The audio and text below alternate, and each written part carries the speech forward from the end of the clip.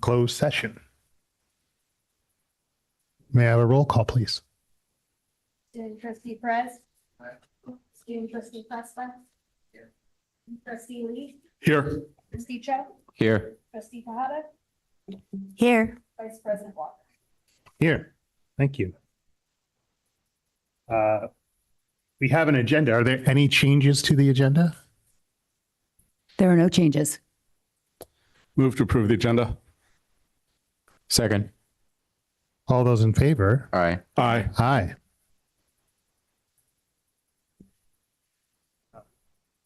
We have minutes from our April 1st meeting and our April 17th meeting. Move to approve the minutes. Second. All those in favor? Aye. Aye. There's nothing to report out of our closed session tonight.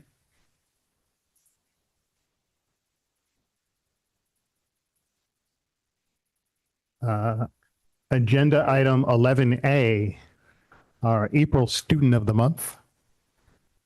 Our adult school program principal, Mark Bashirs, will present. Board of Trustees, Superintendent Presta, Executive Cabinet, good evening.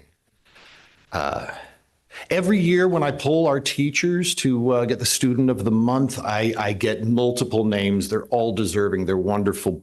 And it makes it very challenging. This year was the easiest year ever because our staff overwhelmingly selected Maria Fernanda Giron Orellana.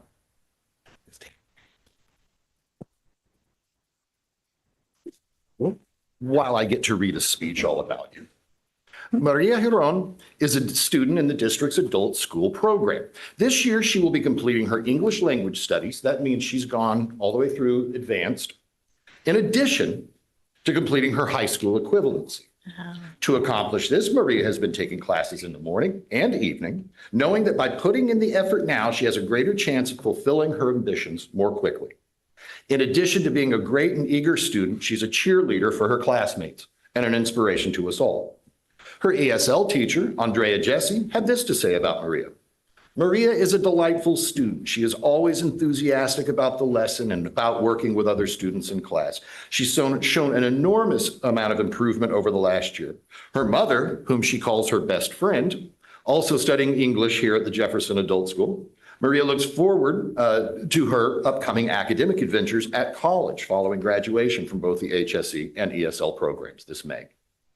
HSE Department Chair Amy Wong wrote this about Maria. Her enthusiasm for school never ceases to amaze me, as well as her diligence in achieving her goals. She studied hard to pass her GED test and immediately afterwards started planning her academic future at Skyline. She never hesitated to seek me out for assistance when needing to meet her goals. It is always a joy to see her smiling face in the halls and the joyous sounds of laughter. HS teacher Francisco Lizalde had this to say, and he calls her Mari. Mari is a great student to work with. She would enter the class and go to my desk and greet me personally and sometimes tell me something that had happened that day that she considered worth commenting on. When there was an event in the district she really was thrilled about and even excited when she knew that there was going to be food to share and that we would all get to sit together at the table. She loved to comment on the progress she had already made with respect to her GED studies and loved to encourage other students to keep working hard, stressing that at the end they would all see positive results. Because she had made it, other students would make it too.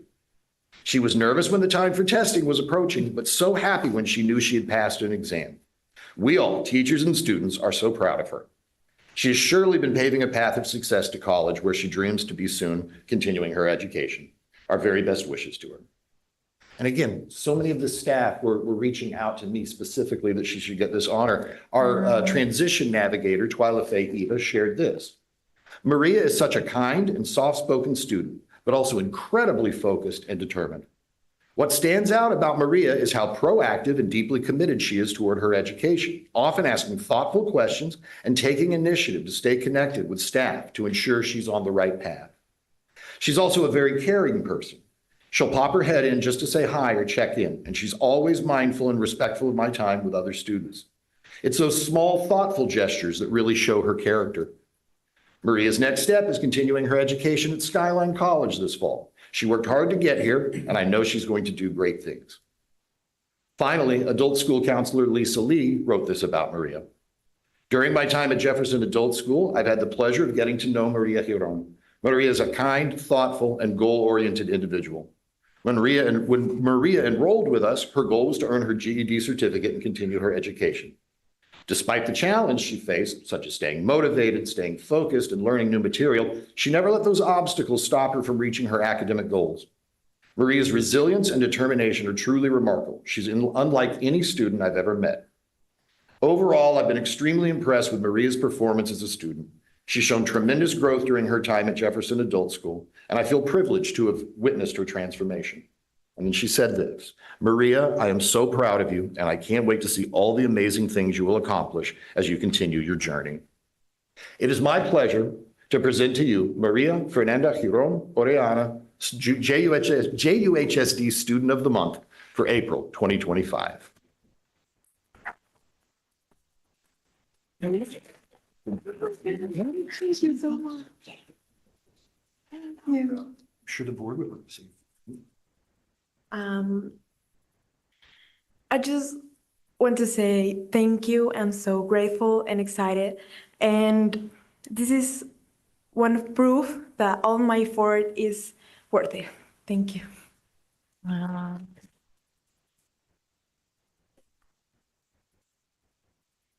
Oh, stay up there. Thanks, Andy. So this is an opportunity for the board to say a few words. We'll start with our student trustees.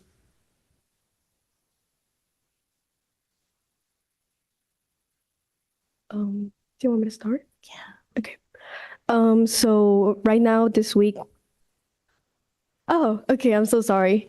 So first of all, I want to say that my name is also Maria Fernanda, which is kind of nice. Like I was listening to it and I was like, oh, wow. And also like by the way they were describing you, I could tell like it was true. I can see it in you and I'm so proud of you. Like, I don't know you like that, but I can feel it. And I see a future in you and like never give up, like keep going. And yeah. Thank you. Maria, I don't think you know me, but I'm very proud of your accomplishments and your journey throughout high school. And I know that it's very hard, especially, knowing another language and coming to fit in JUHSD and being a new student. And I transferred to Terranova my sophomore year. I understand like how out of place one may feel, but judging from what your teacher has said about you, you've risen through that and you've accomplished a lot and you radiated a positive energy that we in the JUHSD would like to have more. Thank you very much. Wonderful.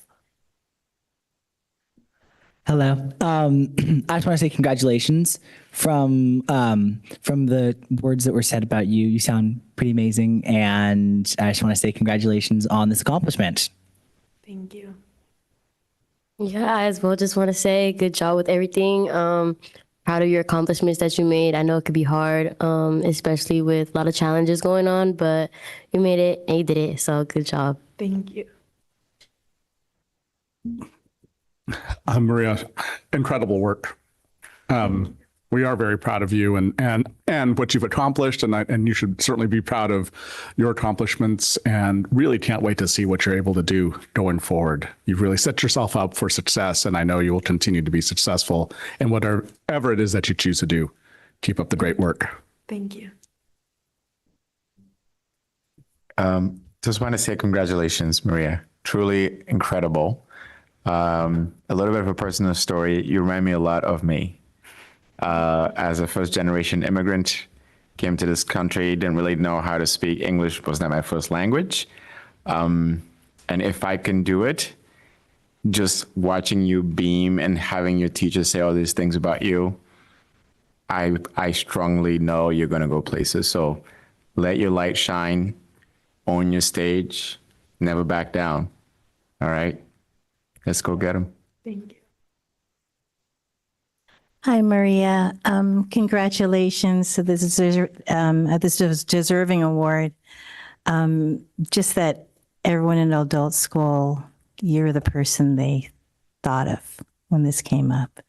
And I love that you're such a great role model for others and that your mother is also taking classes. It's wonderful.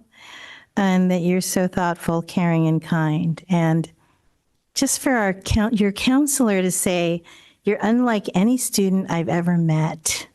It just means so much. And you weren't just to get your GED wasn't enough for you.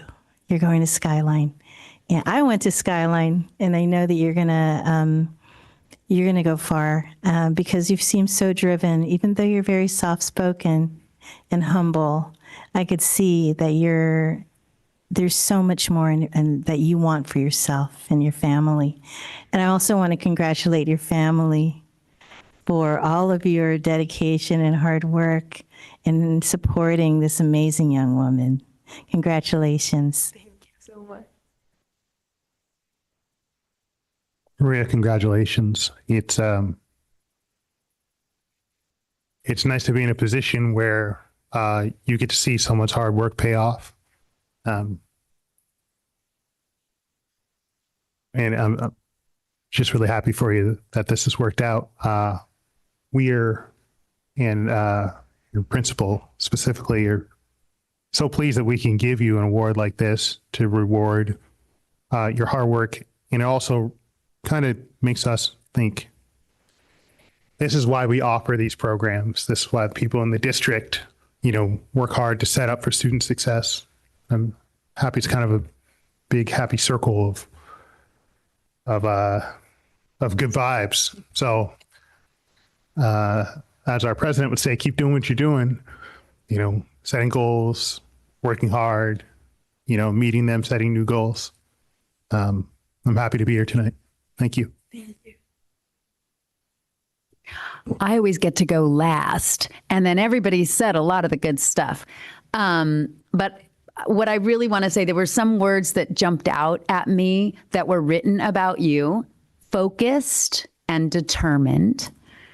You're working in the daytime and in the nighttime. You're getting, your GED, and you're doing English language. You are working hard, and you are going to go very far. And alongside that, you're caring, and that shines through. I think Rafferty said it, it's shining from you. So I'm grateful that you are representing our district. Congratulations. Mm-hmm. Ms. Shreve, are we going to do a photo now, or should we do sports first? Do a photo now?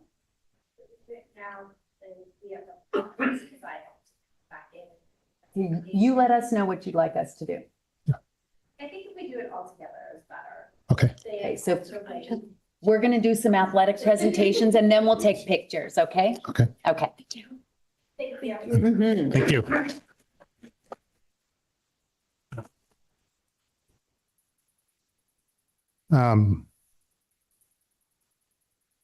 Agenda item 11B is our winter sports championship recognition. And our Director of Communications, Staff Housing, and CTE, Denise Shreve, will present. Thank you. The Board of Trustees is proud to recognize the incredible achievement of our district's winter sports athletes, who all happen to be in wrestling. This year, they have trained with discipline, competed with heart, and today they stand as champions, not just in titles, but in spirit, perseverance, and pride. Wrestling is one of the most demanding sports physically and mentally, and each one of you has shown what it means to rise to the challenge. Through early mornings, long practices, and fierce competitions, you've proven that hard work, dedication, and teamwork pay off. I'm now going to recognize each one of you. Hopefully I say your names correctly. And as I say your name, I'd like you to come up and I'll present you with your certificate. And I'd like you to stand up here and stay so the board can also recognize you. So our first two athletes are from Westmore High School. The first one is Nur Mohammed Bakov. And he was the champion in the 114-pound division for PAL Boys Wrestling League champion. Congratulations. Oh, 144. I had a typo. Yes, please. And if it's a typo on there, I'll fix it. And then also Abdulaziz Abdabadeka. I'm close, sorry. And he was a champion in the 165-pound division, PAL League Boys Wrestling Champion, 3rd place in CCS North Regional Tournament, 6th place in CCS Master Tournament, and he is the first male athlete in the Master Tournament to medal since 1980 for Westmore High School.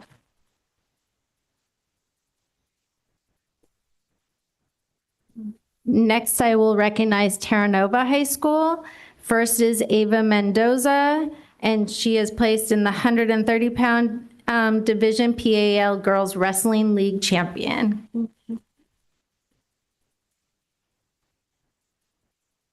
Next is Sophia Dreher, and she has placed in the 110-pound division, PAL Girls Wrestling League champion, and 110-pound division CCS Girls Wrestling League.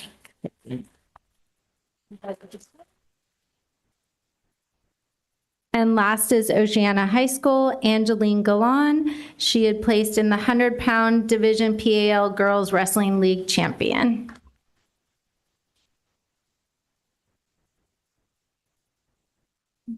JUHSD would like to extend its appreciation to all the coaches and families for their guidance and support to these athletes. They exemplify what it means to be a stellar athlete. Way to go. All of you make JUHSD proud. I'm going to ask you to turn and face the board so they can all speak to you. Yay.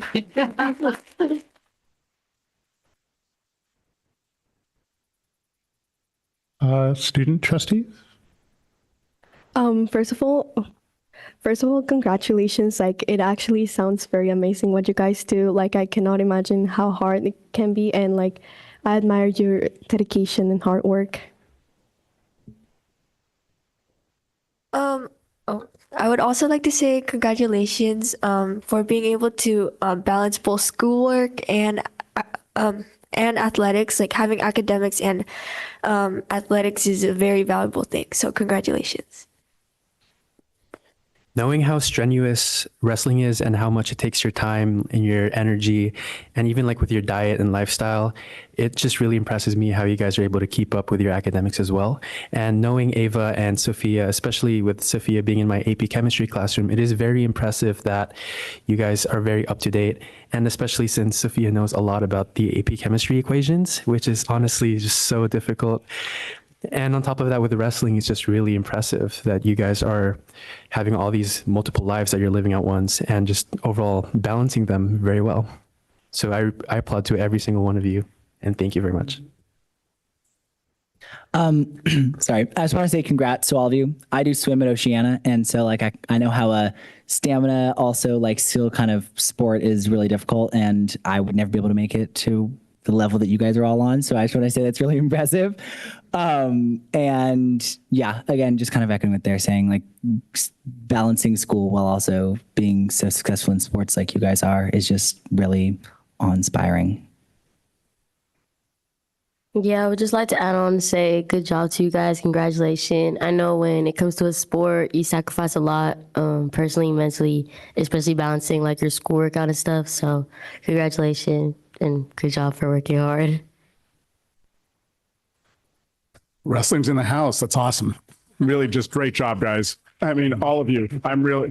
It's impressive that we've got 3 schools that have done such amazing skills in the sport. So congratulations to all of you. I can't say it any better than these student trustees have. So well done. I'm a huge sports fan. I don't know much about wrestling. I just know it's hard. And I never try to even understand the mechanics that goes into it. I know there's a lot of techniques and skills, and all that really comes down to boil down to you guys are still so young, and it's just amazing to see that you can be that dedicated and this committed. So don't lose sight of that. Whenever you face difficulties in life, remember those days that you had to train even harder, right? And enjoy it.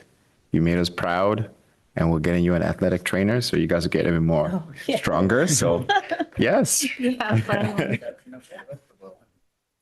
Surprise. Don't worry, it's almost over. It's like you have 3 more people to listen to. Westmore, is this your first year back doing wrestling? Is this the second year? Amazing. Amazing. I went to Jeff in the late 70s and 80s, so all powerhouse wrestling programs, only like 2 girls wrestled back then. And I know I've seen you guys here before. You're continually winning championships. But this makes me so proud. I came from a family of wrestlers. I went to a Skyline, and our wrestling coach there was Lee Allen, who is a legend. He coached the 1980 Olympics wrestling team, Greco-Roman wrestling team, except we boycotted those Olympics, so he didn't actually get to go. But he had a bunch of champions, and I was really lucky to be in that program and run some tournaments for him. And I know how hard this is, and for you to balance it with school, amazing. So proud of you. Thank you to your families, because that's, they dedicated a lot of time to helping you. And I used to have to help my brother cut weight because he always ate too much. So the day of, I'd have to help him cut weight and give him the rubber sweatsuit. You can run out there on the track before weigh-ins. And also to your coaches, thank you so much for guiding these champions through. Thank you. You're a great representation of our district. Congratulations. I'm looking here at these accomplishments. Is CCS, is that a state? Central Coast Sector. Central Coast. All right. I'm from a state that has 600,000 people, so I'm very impressed by that.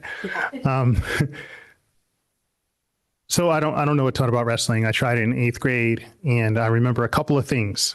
How strong everybody was, especially the grip strength.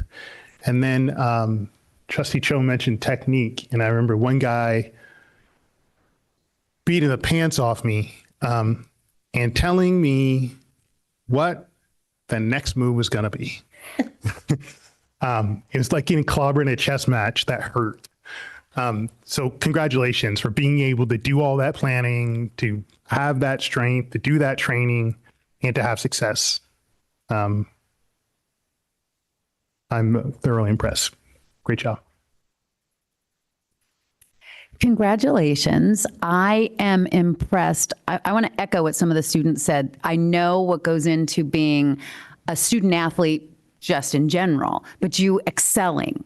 I know that you put in so much work outside of school, and you're also students. And it sounds like you're good students. So really that you're achieving in all areas. Congratulations on your hard work. And I also want to give a shout out to, I see many people in this room here that are supporting you. I see your families, I see your coaches, and it takes a village. So thank you to everyone who's supporting our student athletes. Congratulations.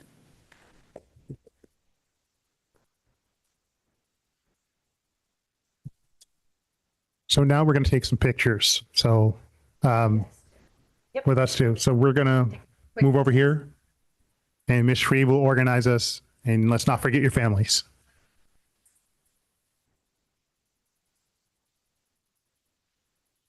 Do you want to do the student of the month first, or do you want to do the wrestlers first? Wrestlers. Taking off. And then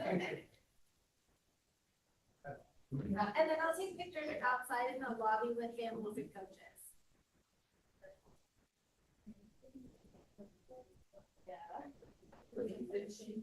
His first, I'll keep it when out in the lobby. Where do you want to?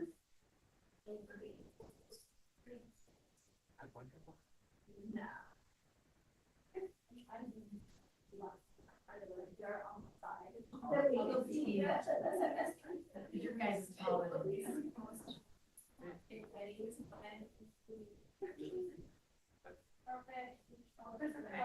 Okay, and then. Okay.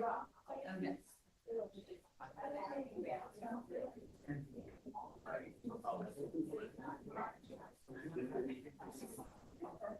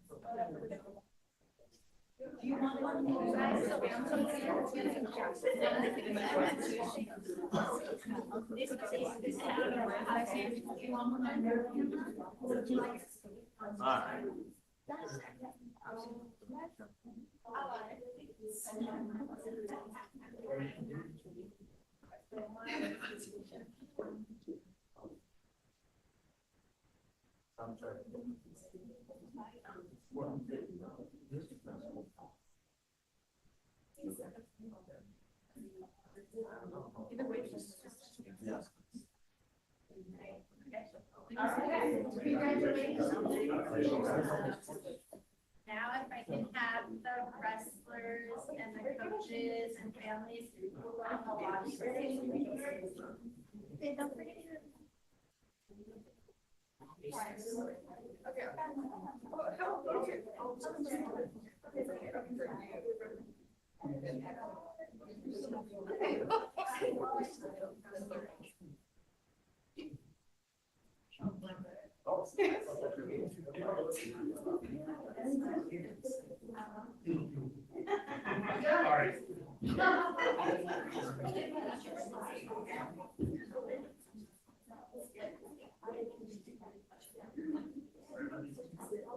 We right back into it?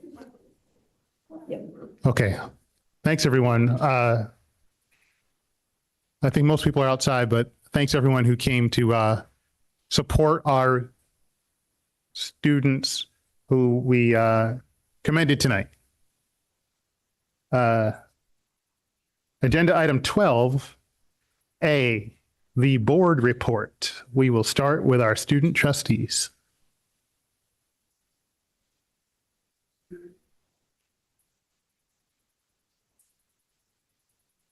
I'm going to call on Fernanda. I'm sorry, Mariano my first. microphone is not working. Ugh.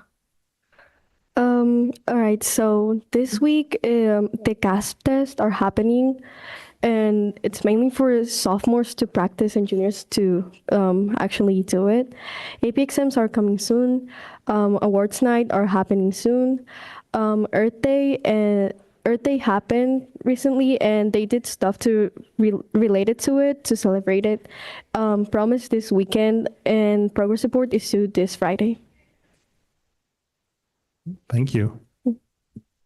Montana?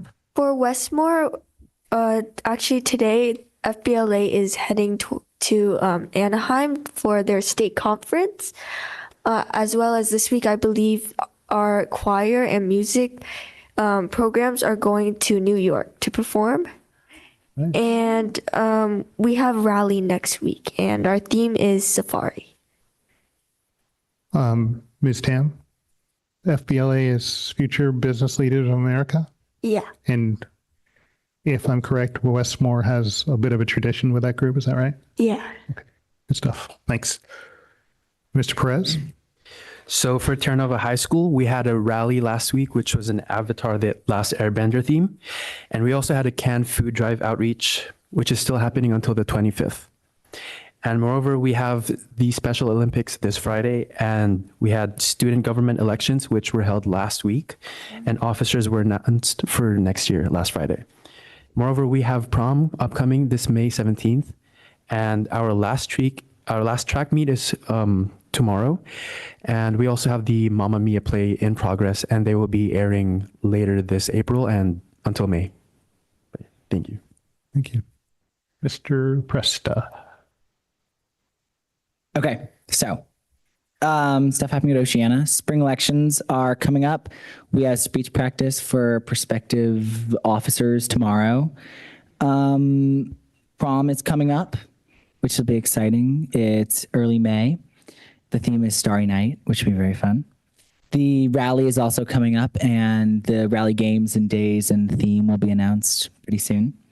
The juniors just did CASP testing. We finished up last week. The AP Humanities entrance exams were the past couple days, and so within the next month, the people who get into AP Humanities will learn if they got in or not.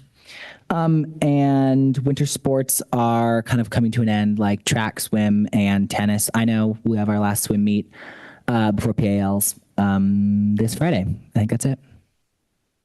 Thank you. Ms. Uribe.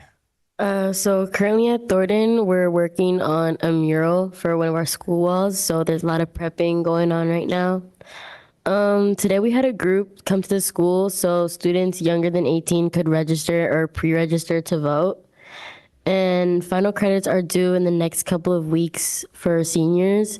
We do have a lot of upcoming events like senior breakfast and other events for the seniors coming up in May. And students recently received their grad pictures back. A lot of students are finishing early. And yeah, that's pretty much it. Don't forget that student trustee, Danny, finished early, since he's not here to plug himself. I know. And I want to add that I think Miss Uribe is also going to be graduating early as a junior. And Danny is here in the house tonight. There he is. Pretty impressive. They're both impressive. Congratulations. Trustee Lee? Yeah, so a couple of things. First, a couple of weeks ago, I had the chance to go up to Sacramento and testify on behalf of Assembly Bill 1021, which is an Assemblymember Buffy Wick's bill, as well as co-sponsored by California School Boards Association and also City Lab at UCLA, which will actually expand educator workforce housing, streamline some of the requirements, and especially with CEQA infill restrictions streamlined for educator workforce housing projects, and a couple of other things that make it a lot easier. Higher density limits for projects, especially in small districts and in rural areas, but also increases density limits in both suburban and urban areas. So it was great to be able to do that before the Assembly Housing Community Development Committee. I do want to call out last week's on-site board meeting with the adult education group, which wasn't so much a meeting as it wound up being a tour of the adult education building. So even though he was outside taking pictures, but grateful to Principal Bashirs for taking us on a tour of the adult education building and having a chance to speak with staff in particular. And then today I was speaking at the Student and Workforce Housing Conference down in LA, and I made it back here in time for the board meeting. So that's all I've got. Truly the superhero of trustees. So, basically, a couple of things that I had the chance to attend the Stand Up and Speak Out for Schools March earlier this month. Really just advocating for programs that are that are being cut and potentially will be cut. And so just fighting for our school districts, fighting for our kids, and the little things that we can do, like hold up a sign, actually really do matter. So it was really a privilege and an honor to be able to experience that. I too had the chance of doing the on-site adult school tour. Absolutely beautiful experience.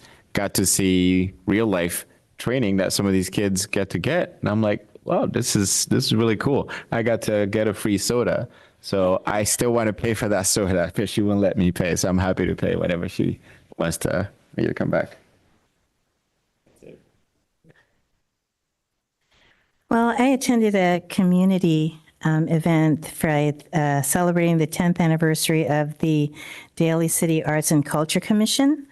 And it was really great to, connect with people in Daly City, because I'm not, believe it or not, I'm not out there that often anymore. But it was really good to see how they'd evolved over the last 10 years. And actually got to connect with a student who I had not seen since she was in 6th grade. And now she has a master's and she's a teacher. So that was like the highlight, reconnecting with that family.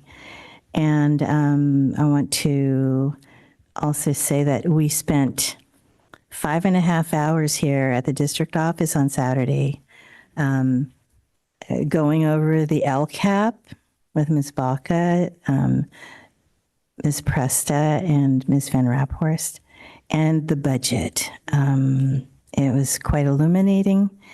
I'm always learning, and this is my 11th year, and I'm always learning. But I have so much faith in this district and the work that we're doing. And then we spent some quiet time going over Ms. Press's evaluation, which is really, really important because we love her. That's all I'm going to say about that. And I plan to attend as many of the events at these schools as possible in this spring because they're all coming.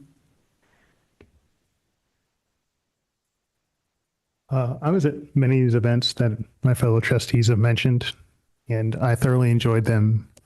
And it was good to see the priorities of the school district coming from the district office, seeing it with our principals, seeing our students today. I am proud of the work that the district has done and proud to help support it. So thank you for that opportunity and congratulations on your success. I guess I can kind of say our success, but really I'm talking about the people who come up with the ideas, who come up with the methods. So thank you. And I also attended an event from the Daly City Colma Chamber of Commerce. It was just a lunch, and Assembly member Catherine Stephanie presented, and it was nice to hear her talk about her first months in that office.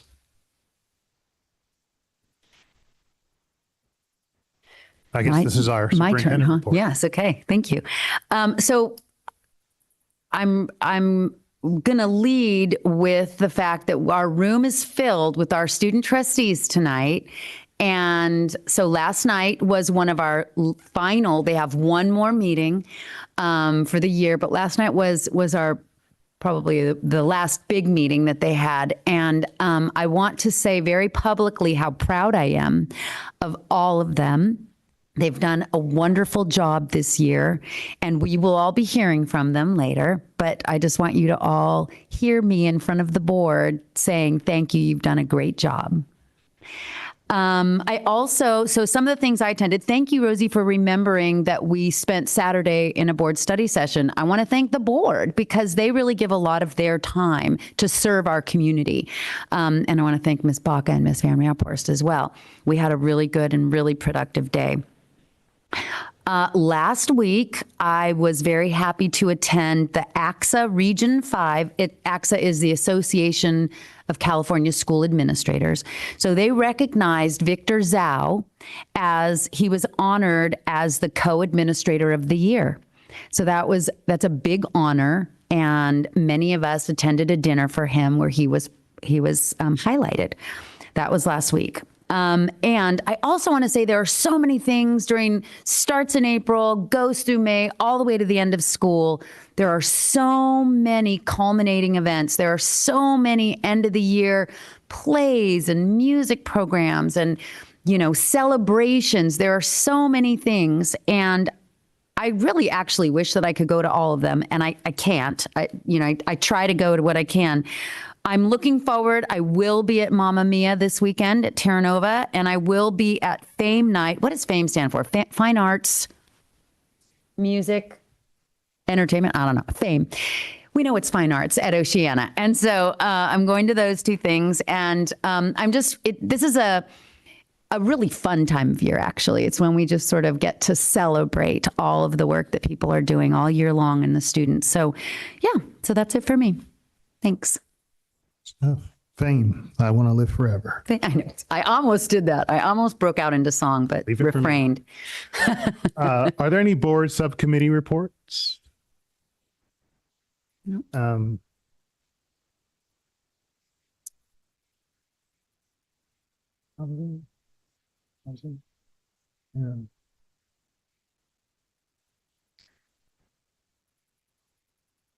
Okay, we're going to do our AFT Local 1481 report. So, thank you, Miss Casey. Ceding her time.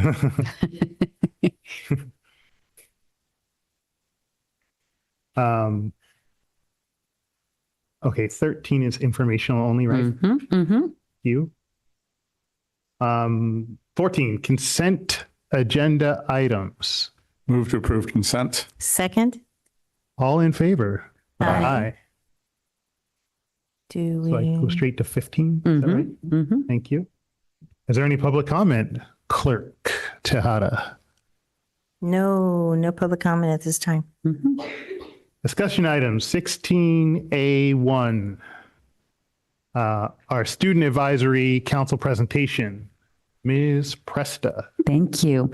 So students, you are going to, you know the order, new student integration is the first group, and I'd love to call you up to the podium and your team will present. Ms. Baca has put your presentation up there, but you can use the keyboard and the mouse to move your slides forward. So come on up.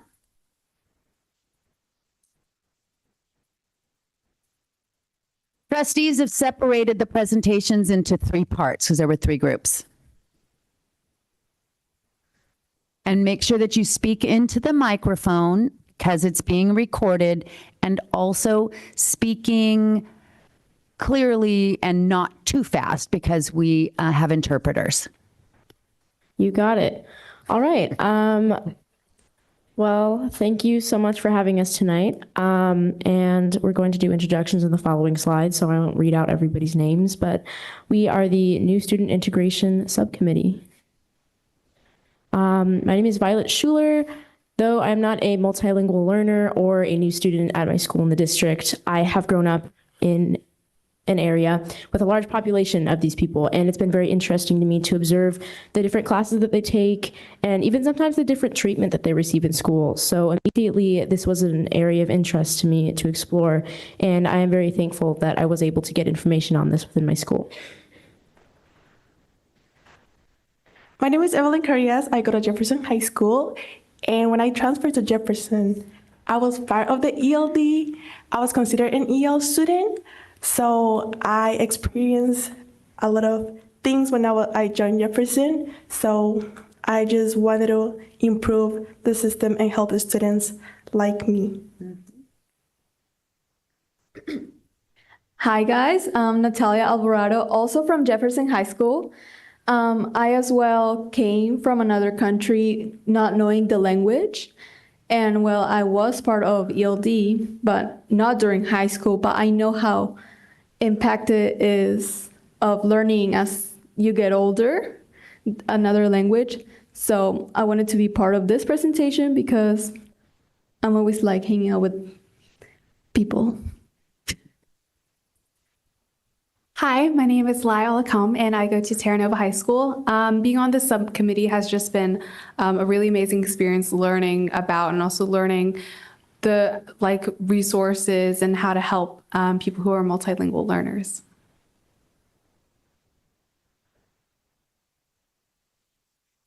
Hi, I'm Rafferty Perez, and I go to Terra Nova High School. And I used to be a new student. I came from the Philippines, and I spent my freshman year there.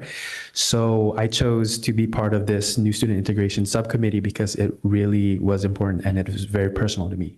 But yeah, thank you. Hi, I'm Adam. I'm from Westmore High School, and I recently moved here my sophomore year from Myanmar. So working on this subcommittee it really resonated with me, and just being able to help new students integrate better into Jefferson Unified High School District was an amazing experience. Like Evelyn, Nathalia, Rafferty, and Adam, I also moved here in 2020. I'm Charlotte Sang, and I'm from Westmore. And I thought that this project really resonated with like my goals and my beliefs and how I wanted to improve the district in general with more access with like language barriers and like etc. I just noticed that you all have your outfits coordinated. Nicely done. So before we start our presentation, we wanted to keep in mind the JUHSD equity statement, which is a big text, and I think everybody here can read this, so I won't bother repeating all the words. But we did keep in mind throughout the duration of our presentation how the aforementioned groups and the staff working with them feel that they fit into this definition, and we asked ourselves, how can their experience within the district be improved? So the first thing we have here is something that actually Ms. Rosie mentioned that you guys went over. Is the LCAP analysis, and we have some data per school. At Jefferson High School, we have 1,072 students, and 23% of those students are considered multilingual learners or EL students, so they're learning a new language. Oceana High School has the lowest population of students in the district and also the lowest amount of multilingual learners, with 471 students in total and only 16 students being multilingual learners, which is 3% of our student body. Much like Oceana, Terra Nova's has 24 out of 740 students who are multi-language learners, which is also about 3% of our population. As Westmore is the largest student population in the district, we have about 20% of our students are multilingual learners, which are like 252 students. So for Thornton High School, they have 89 students in total, and 29% of those students are considered multilingual learners. So for the district total, that's about 15% of our learners, of our students that are multilingual learners in total.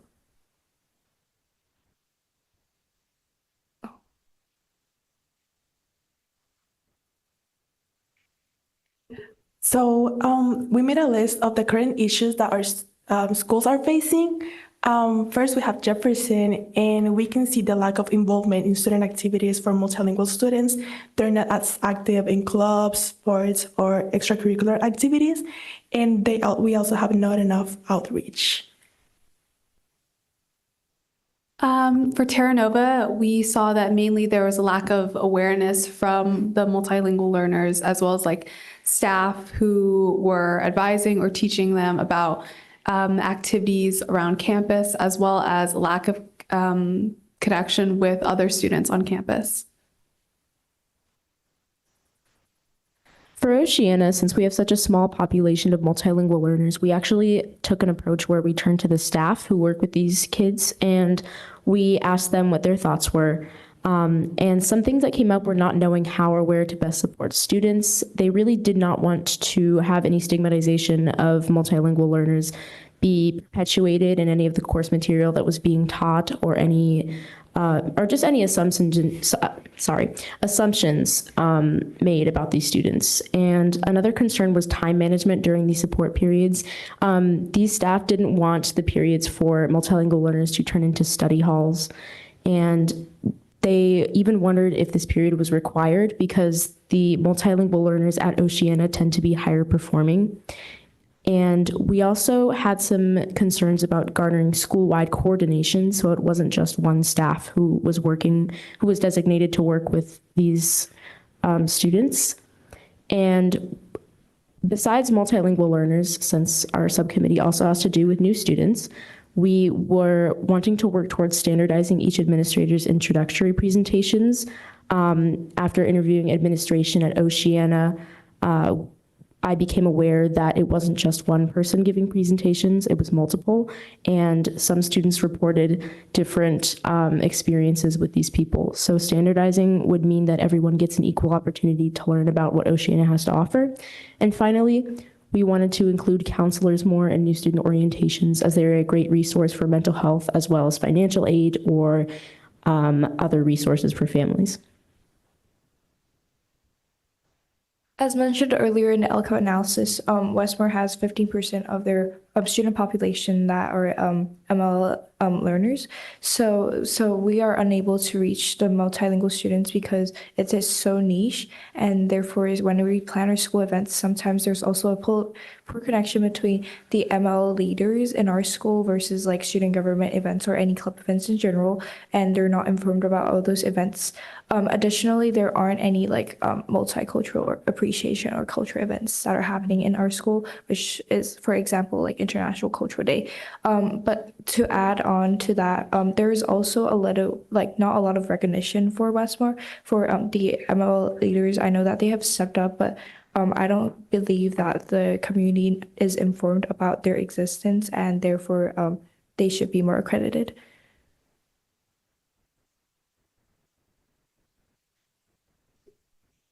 So to get some feedback, we did do some interviews to both teachers and paraprofessionals throughout our district. And some of the comments that the teachers have made, or the district and ELD coordinators are working really hard. So they do appreciate you guys and see your hard work. The ELD classes are they're based on students' different levels. So they're seeing your effort. The activities that have worked most effectively for them are projects and games that involve the English language. And in order to help MLS students more effectively, our trainings for MLS students / newcomers would be really helpful. That's a suggestion they made. And a little more search for bilingual teachers, for sure. On the paraprofessional side, having a bilingual, trilingual paraprofessional in the classroom does bring more support to the students. I have seen that myself working with a paraprofessional. Translation and understanding of the topic, that's what they offer usually. And a little more about the paraprofessionals is the understanding where students come from. With this knowledge, we provide the help required. They said those words because they not only help the students, they get to know the students and connect with them. And it is important that paraprofessionals are provided with the class topic and context ahead of time so we can fully be prepared to support the students. That's a request for them because sometimes they have them be a day on the classroom and then skip a day and then come back and they're like a bit lost. So they want to be aware of like the full class so they can help them more effectively.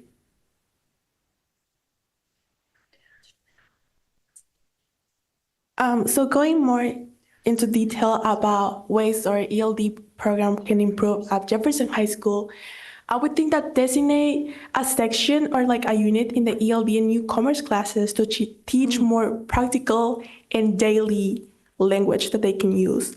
Because sometimes the students learn this really fancy vocabulary that they don't really use in their daily activities or have like a daily conversation. And so when they need to communicate with someone, they have a really hard time. So we think that having more of topics like just learning how to communicate in a daily basis will be really helpful. Also provide the paraprofessionals specific class materials and topics ahead of time, like mentioned before, so they are prepared. Because like Natalia mentioned, they switch from classes, so they have a certain schedule on Tuesdays and Thursdays, and they have a different classes Mondays, Wednesdays, and Fridays at Jefferson. So sometimes they have like chemistry class, and they missed Friday and Monday, but then they have to go back on Tuesday, and they're not really sure about the topics that they're working on. So providing them the class material ahead of time will be really helpful for them to help the students. Also include collaboration time within the regular schedule for teachers and paraprofessionals to plan and align support. I think this will go with the one that I just mentioned as well, because that way the paraprofessionals know what they're gonna do in the classroom if they don't just show up and be like lost, you know? So they communicate with the teacher and they can be more helpful. And also have bilingual teachers in ELD and newcomers classes. I know that it can be hard just find bilingual staff members, but in like the case where is not able to have a paraprofessional to help the students, because in most of the ELD classes, the teachers don't speak Spanish, and for example, in Jefferson, is mostly Spanish speaker students. So it's really hard for the teachers to communicate with the students and explain something if they don't speak the same language. So these are the things that we think that can be improved and we can work on to have a better system and better support for the EL and newcomer students.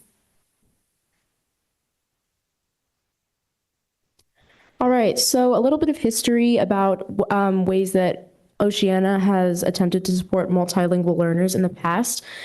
We used to offer a multilingual learner support period as a class period, but due to the declining number of multilingual learners enrolled at Oceana, administration felt that this period would be better consolidated into an advisory block, which is basically 45 minutes at the end of every week that students of similar age groups, either about 15 students from one grade or 15 students from one grade above and one grade below, come together. And it's not a study hall, but it is personalized time with your teacher to check in about any work or any questions you might have regarding your courses.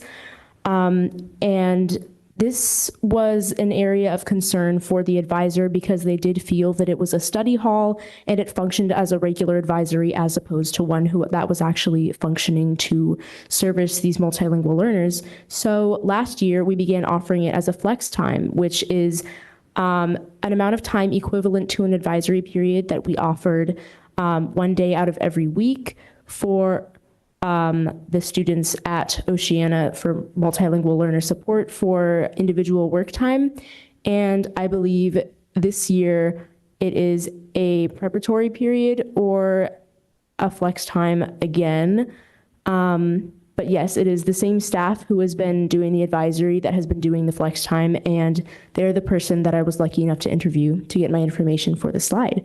So after speaking with them, we have come to the conclusion together that repeating flex time periods or advisories focused on skill development and individual needs assessment would benefit this group of students the most because, as you can see from the pie chart presented above, there is a very small amount of students at Oceana who do fit these requirements. So the only way to fully reach all of them, which I guess would apply to larger groups of students, would be to meet with the teacher separately and have their needs assessed as opposed to just making general assumptions about all the students in that group because everyone is different. And like I mentioned before, the multilingual learners at Oceana tend to score higher on language examination assessments, so they may need a different type of assistance as opposed to ones who struggle more with learning the English language. And another thing we came to a conclusion together on was that more than just this one staff should be encouraged to set aside time in their courses to check in with multilingual learners about their understanding of course material, because they could fall behind in subjects such as math or science that have more complex vocabulary words if they're not familiar with that terminology. And they could be very talented mathematicians or very talented scientists, but misunderstanding one term could set them behind all the rest of the students. So it's very important to check in individually. And another thing that we were talking about was how the population of multilingual learners benefits much more than the general student population with the publication of immigrant resources. And Oceana is actually already working to include more immigrant resources in their publications, such as our newsletter Shark Bites. And we are constantly looking for more materials to publish in these news sources.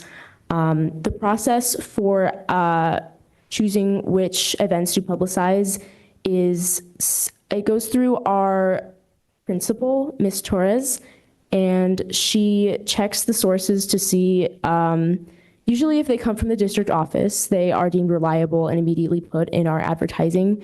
But if they are from an outside source, she does check in on them. She sees if they cost money, and Oceana never advertises events that cost money. It's always nonprofit and accessible to everyone who needs the resources.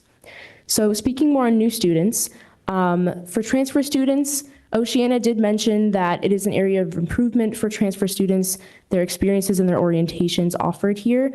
So after speaking to Ms. Torres, we agreed that a standardized structure for transfer new students should be established to ensure the same reception for all students across the board, and also involving wellness counselors, because a lot of our transfer students left their previous schools for either mental health reasons or not feeling accepted or really heard at their last school. And at Oceana, we have a huge focus on mental health. And this should be, like I said before, a very big part of the mentioned opportunities available to these students. Our counseling department is amazing, and they have a lot of resources that should be shown to new students just so they can know where to go if they have any issues. Also, for incoming freshmen, we do have very good programs for these students with we have our new student orientation, and we have back to school night, and we also offer shadowing. But we have received several complaints from prospective students about the content of these tours. So in the future, we would like to include the opportunities for personalized campus tours for these students. So we would have a form to fill out about which subjects they're most interested in, and we can set up a time period for them to go and visit a class with that subject so they aren't visiting a class that does not matter to them. And we also would like to give more personalized introductions to administrators and counselors so that it feels less like meeting a strange person, because Oceana is a small school and a tight-knit community being fostered is not a hard thing to do. So if we introduce the administrators and counselors to these students, it helps them better fit into the community right away. Thank you.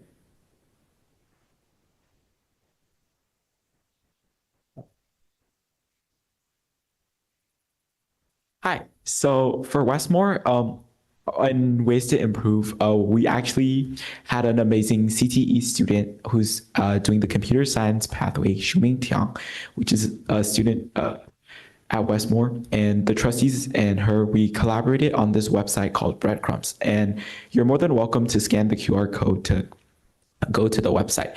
But essentially what our website did was to really break down the touring and orientation part of Westmore. So what this meant was that we had a whole map, and we had a whole interactive map with different areas of Westmore shown on the map, so that when so that before students come into our school, they've already experienced and aren't lost when they arrive at Westmore. Additionally, we have a frequently asked question section where they're just allowed to not only navigate through the general school information, but through academics and sports and areas of interest they might have. Because what we noticed was that there were many high achieving new students that came into Westmore, but they weren't met with the information needed. So we really wanted to provide the information to students that came into Westmore.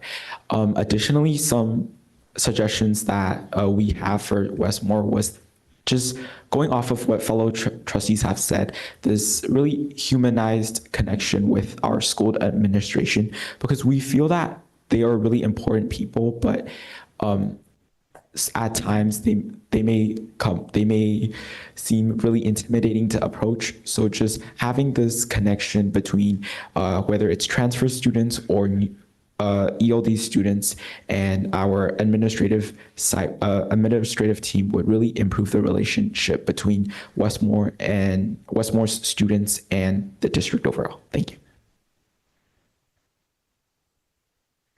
Okay, on top of the very exceptional insight given by the previous schools, Terra Nova, despite having only 3% of its students becoming multilingual learners, we have done a very all right job with providing very wide available opportunities and services for students, but there will, of course, be more improvements. For example, the first one on our list would be the peer helper / link crew committees. And these are essentially where students are given the opportunity to meet with other students, and this helps new students have more familiarity and more of an establishment with Terra Nova as a social level. Moreover, we also have student mentors, and this is very true in the English department, where our teachers essentially give work for upperclassmen to help write and edit the essays of younger and lower classmen, which especially is very helpful because it helps students tailor their English and their writing abilities. And it is also very important for multilingual learners because oftentimes when you come from a different country or a different school, you might not be used to the way a school is run or the way things are done. For example, an international student may not understand the rigorousness of an AP course. So by having student mentors, not only do new students and MLL students have the opportunity to meet with the student and furthermore develop their social welfare, but also that they can also help each other. We also are very proud to host diverse clubs, which can help students with connecting if they ever feel out of place. And we have things such as Latinx Club, Black Student Union, we have the Asian Club, Jewish Student Union, and a whole bunch of other clubs where students may feel they are very passionate about. Moreover, we have wellness support from our counselors and clubs, such as Students in Action, which they have a lot of awareness opportunities. They like to spread awareness with red cards. And remember, they would also post posters about positive messages and just basically to let people know that there's always somebody there to support them. And also the most important one, I believe, in my opinion, are flex times, because especially when you're coming from a foreign country and oftentimes when you do not know how to speak English, you may have a very difficult time with trying to, for example, keep up with a test or keep up with the course schedule. And it is very necessary that students have that extra time to catch up, but also so that they may talk with their teachers over things that they may be confused about. And so in propositions in progress or in theory, those are essentially the things that we hope to see in Terra Nova and the whole district. These could be things that are in planning, such as, for example, we plan to switch to a 7-period schedule for more credits. The reason why I put that on there was because I feel like it's very important, given my experience, that a lot of new students should be aware about what credits they are missing in order to graduate.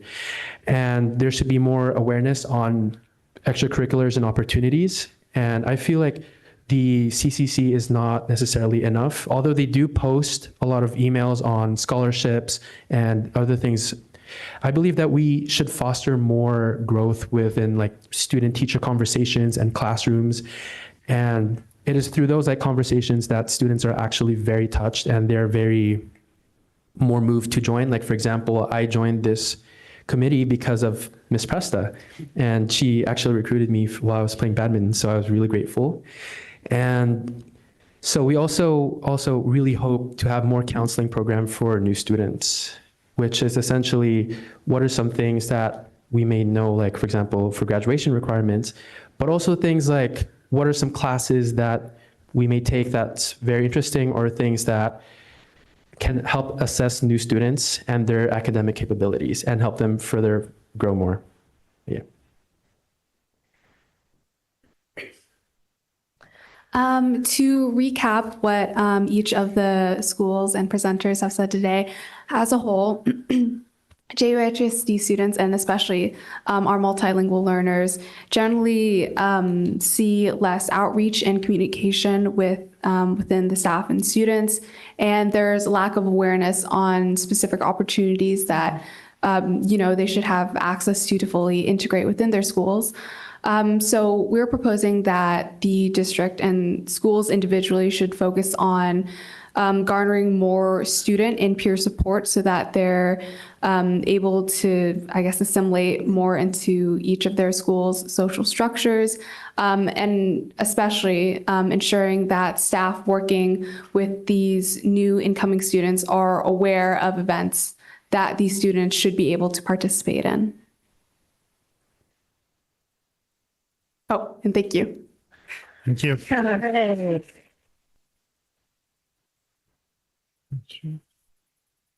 I'm wondering if we want to take questions between the presentations.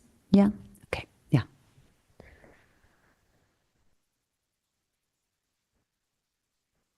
Students, yeah. Dominic? I don't have a question. I have a comment. I just want to say that was amazing, all of you. And I am proud of all of your accomplishments and all of the investigative work you guys conducted throughout this process. Yeah. Trustee Lee? Yep, indeed. I echo that. Great work, great research. The fact that you went out and spoke to staff, your principals, et cetera, to make sure you understood what was going on and with concrete ideas of what to do at each school site. And I would hope that that each of the sites will implement some component of these recommendations. And do at least just a quick question for you. Do you think that at least in the conversations you've had with staff and with your respective principals that you think that some of these will be done?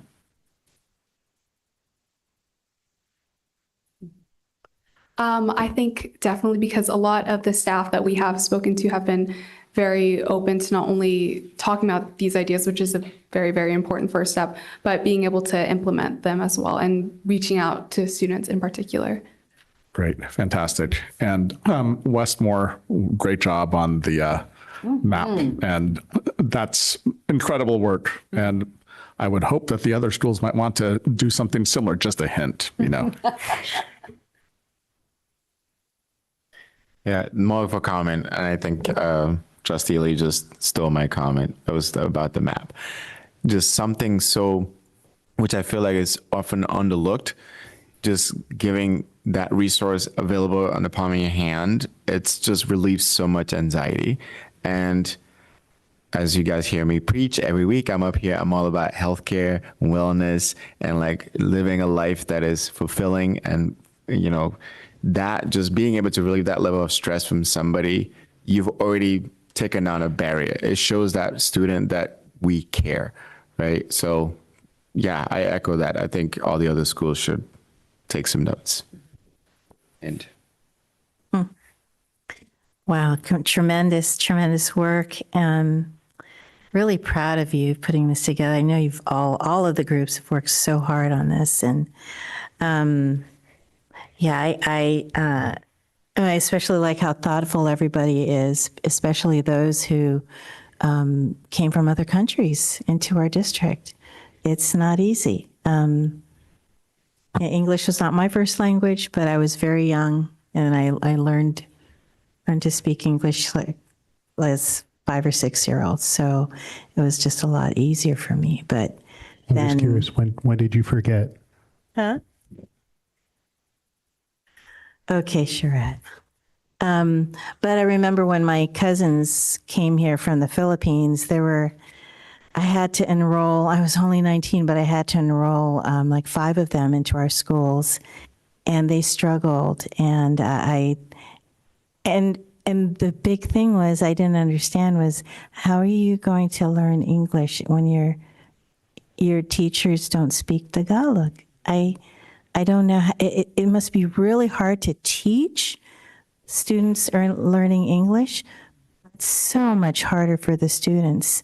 And especially our school district is growing in the number of languages that our new students are coming here with. So this is a question for our administration. Like, I know we're trying to recruit, probably bilingual teachers or paras or any other staff members classified. But I think it's just really hard when we're trying. I don't know how our efforts are actually on that, and that would be something that would be good to learn. But then I really love how every one of you said there has to be better outreach. And how do we do that? Is it on the school level? What can we do up here? Because lots of times these students don't know how to speak up for themselves. And it's usually those who've been there in their shoes, like you, or who are empathetic, who know what they need because they're not going to ask themselves. And I think that's really important for us to remember is that there are people out there who don't have a voice, and then you've actually lent them a voice just with your presentation. And it's something I really have to remember. But thank you so much.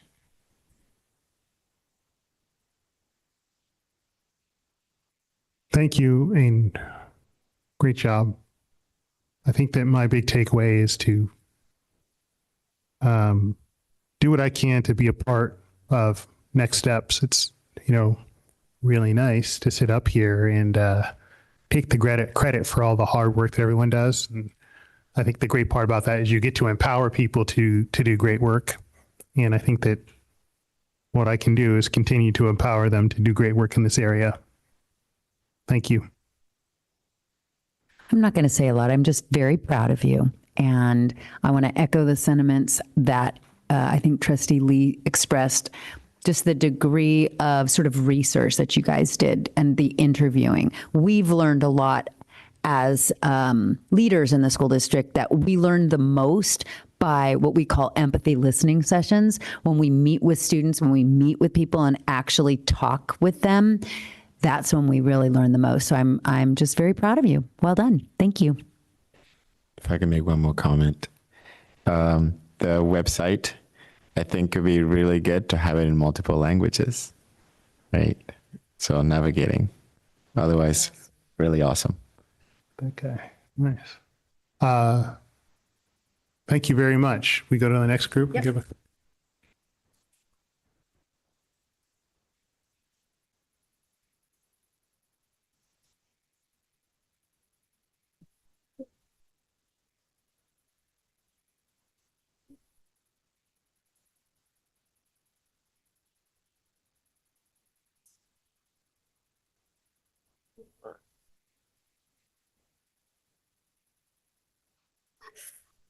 Hi, so we're presenting Student Outreach and Opportunity. I'm Chloe. I'm a senior at Westmore High School.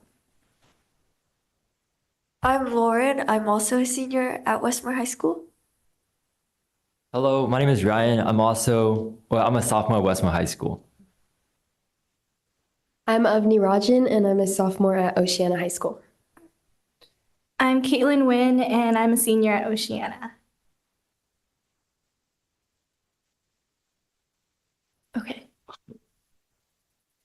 Okay, so I'll go over the agenda. Today we're going to be talking about areas for improvement, possible solutions, and conclusion.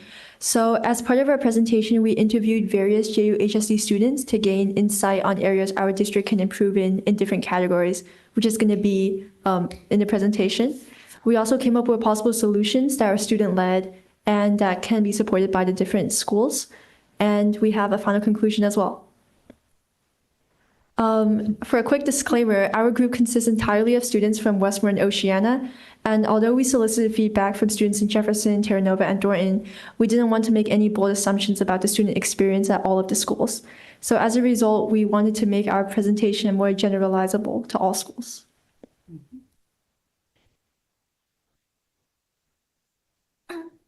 So now we're going to go on to areas for improvement. So first we have interview questions. So our first question category was academics. And the question says, how do you think your experience as a JUHD student has prepared you for your college and career? Secondly, we have how can JUHD improve its classes, such as more or less academic rigorous courses, and its curriculum, for example, more course offerings. So next we have environment and culture. Do you think the JUHSD environment and culture allows you to grow as an individual?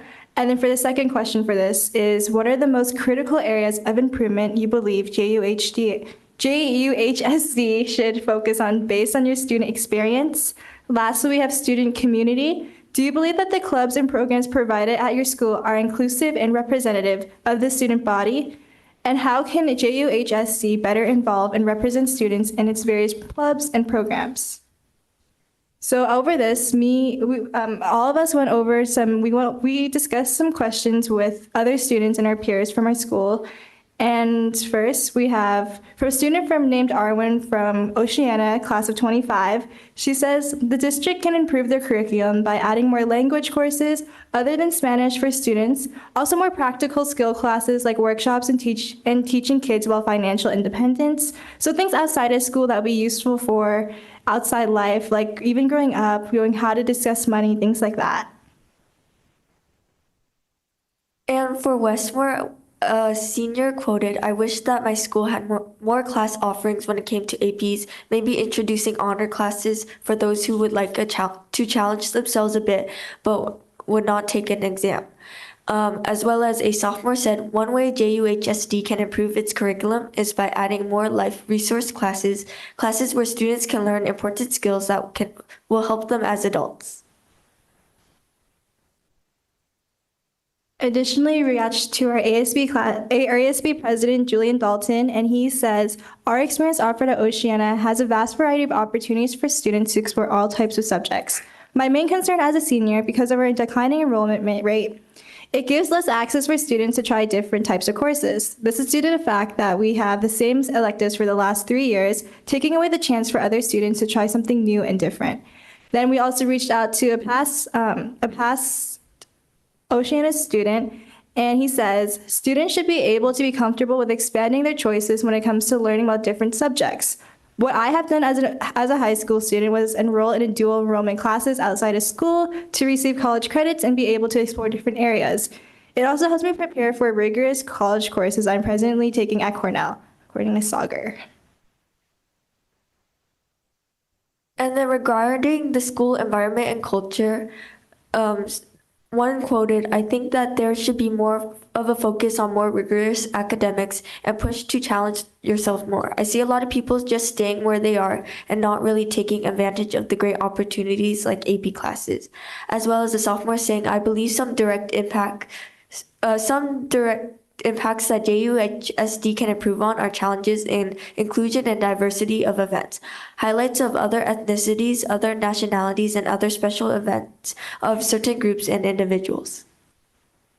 And a sophomore from Oceana also says, "I think so, because there are a lot of opportunities to do things independently because everything at my old school was in partners."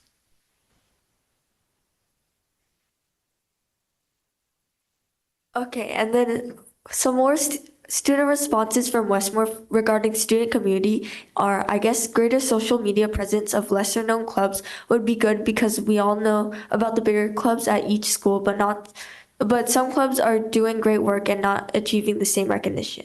As well as I have found personal connection and friendships within programs and clubs. I believe some ways to include people in clubs and programs is to have more encouragement of student-led activities and events, make surveys of what peers would like to see, or organize district-wide. Yeah, so going back to our ASB president, he says about more student community involvement. He says, "Students part of a certificated program at Oceana High School are able to join ASB. The result of this program allows students from all backgrounds to engage in a leadership opportunity, giving a chance for students for their voices to be heard." Another senior from Oceana also says, "There should also be an emphasis on the fact that school is not everything. I've known far too many people who have been stuck stressing over assignments and tests, causing a decline in their overall mental health and overall academic performance. So while keeping students engaged is important, it's equally, if not more important, to make sure that they understand that there is more to life outside of school, especially since school is all students have ever really known." Alrighty, and I'm going to just really quickly summarize everything that was said, and I'm going to go over the areas for improvement in the 3 categories. First up, we have the academic categories. Students in our district found that there were limited offerings of both AP classes and resource classes, such as adult life preparation. What's fundamental with these AP classes is that many students want to try to learn more in certain categories. And with the limited amount that we have, it's kind of hard to do that without concurrent enrollment and also enrolling in other colleges such as BYU. We also have limited honors classes, and honors classes are basically classes that give credit but don't require students to take AP exams. And this is important because it allows for it's more accessible to students who want to take a step towards taking a more rigorous course, such as the AP classes. In the culture category, many students at JUHSD feels like they're not academically challenged enough in the atmospheres. And this is by their teachers and sometimes counselors as well. Many students feel like they're in this medium zone where they feel that they're doing good, but they're not very pushed to do better. And also, we could continue building on our diverse school events, such as highlighting different ethnicities and special religious holidays. And finally, in our student community, many students, again, feel like there isn't enough encouragement for taking rigorous courses, as well as the limited amount of options, which also take into that. And highlighting and promoting various clubs within schools can also help our student community and find their community as well, and making the process of establishing and creating clubs accessible to everyone. Yeah, so after we looked at these possible areas of improvement, our entire team got together to brainstorm some possible solutions that we think we as students and the JUHSD board could take. So in the academic side, we saw a lot of student interest in higher level coursework. And so we were thinking of adding more diversity in curriculum. So it could be honors classes along with additional AP classes. Since we have a lot of students who engage in after school activities such as sports, who don't really want to commit themselves to a rigorous exam, but want to explore more outside the curriculum. As well as other opportunities such as middle college, which allows students to take college classes while in high school. A second possible point is eliminating class rank, which I believe is already being discussed at the JUHSD board. But we found that it's really sort of like encouraging competition instead of collaboration, which we think would be a great addition to the school culture. So for example, in the last point, we talked about peer and teacher tutoring, which lets students learn from their peers without like the presence of a teacher, since a lot of them have a huge workload. So maybe having a study room after school where students could learn from each other would be a great improvement. So next, in environment and culture, we want to encourage students to take more rigorous courses. So this kind of goes hand in hand with the peer support, but we want to make sure that students have the support system they need to take a rigorous course without feeling like they're going to be left behind by their peers or teachers. So fostering an environment that allows students to take various courses of rigor will provide them the opportunity for students to explore and grow without having to overwhelm themselves.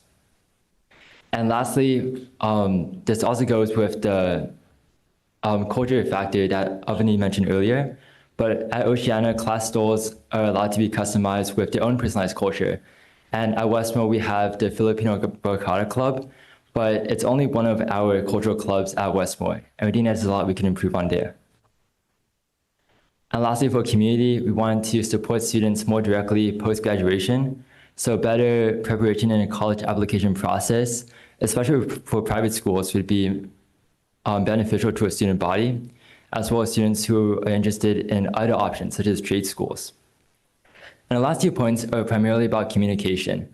So at the time, or at least at Westmore, a lot of our clubs sort of had to fight for themselves for advertisement to the student body. So having ASB and the JUHSD account to promote these clubs as well would help grow the community. And other ways to reach students could be through videos and classes, such as PSAs and student shoutouts, and highlight and bulletin boards around the school so that the general student population can see upcoming events without being on social media. And I'll pass it back to Chloe for our final conclusion. Okay, so this is what we concluded that JUHSD does well. We have a good variety of CTE classes. So for example, Westmore students like the varying levels of construction, automotive, and business classes offered. And I'm sure that's the case at a lot of our other schools as well. We also have active student involvement. So we have a wide variety of student-led clubs and activities. Students often enjoy the straightforward application process for new clubs and a chance to discuss ideas with teachers and students afterwards. We also have good performances and enrichment opportunities. So students can enjoy the opportunity to see their peers perform at events such as school plays and Island Fiesta at Westmore. And here's what JUHSD can improve on. In terms of academics, we hope for a more diverse and academically rigorous curriculum. So That means a wider breadth of classes in different subjects and at different levels. So standard, honors / enriched, AP. And we think that this will lead to better student preparedness for college and career. And this also goes kind of hand in hand with what we said earlier about preparing students for private colleges or trade schools or starting a career straight out of high school as well. In addition, we wanted to bring up environment and culture. So this means spotlighting lesser known clubs and new clubs for students to join. This also means giving students opportunities to feel empowered in choosing their own academic path, which ties into the more diverse curriculum mentioned above. And lastly, for student community, we hope for better outreach for all students. So we hope to effectively utilize social media to recognize students from all schools, especially those who are often overlooked, like students who aren't necessarily loud and outgoing, athletic, etc. We also want to continue making an effort to include and provide communities for all students, such as students who are learning English as a second language, special education, and the other various cultures that exist. That's it. Thank you.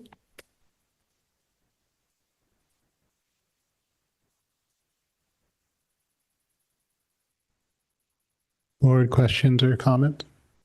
Mr. Presta? Hello. I just wanted to say that I really appreciate your guys' points about how to like actively like looking towards the future on like ways that we can kind of improve on this topic. And I really appreciated that kind of looking forward perspective.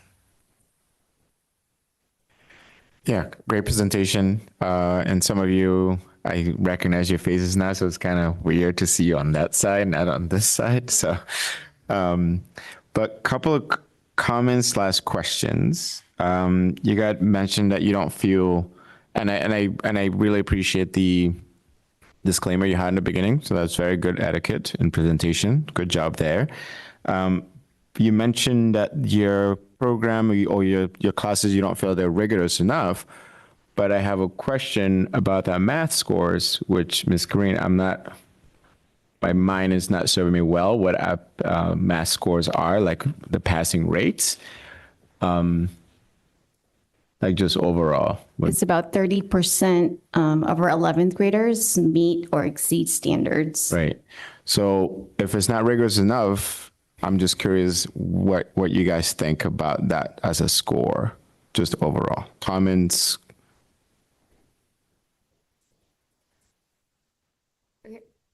I feel like the people that we interviewed and the voices that were that spoke out about this, I don't think it was about the class itself being rigorous enough, but that there aren't enough opportunities of classes themselves. I don't know if that makes sense. Like like more classes, essentially. I see. Say like more classes instead of like the content in the class. Got like, it. of course, the Okay. content matters as well, but I feel like many of the students that are above that 80%, Right.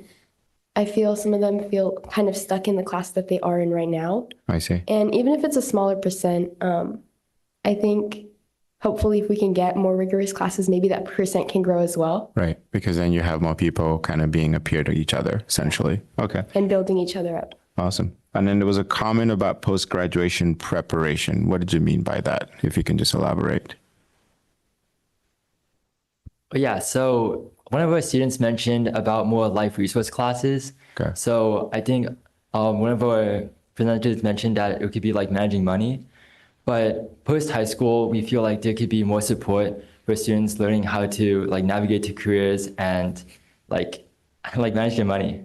And we think that the current curriculum doesn't really allow for a lot of exploration in those fields. I see. And so, but those classes will be offered while you're still enrolled in the school before you graduate, essentially. Basically, Yeah. like saying, hey, when you graduate, this is what life is waiting for you when you become an adult and move out of your parents' house, essentially, right? Yeah, exactly. Got it. Okay. Trustee Lee. So it's actually pretty convenient that some of the stuff you addressed is actually going to be addressed later in the agenda, specifically like personal finance, which will be a state requirement shortly. And we're discussing that tonight, as well as potential changes to the graduation requirements, which I think will address some of the things that you're talking about tonight. But I just want to say that incredible research and work that you did to come up with, to look at the different problems and to come up with potential solutions, some of which we're obviously going to address today. but I think there's some longer term items that I think we should probably be looking at, definitely. So thank you so much for the great work, all of you. Yeah, definitely. Thank you for all of your hard work.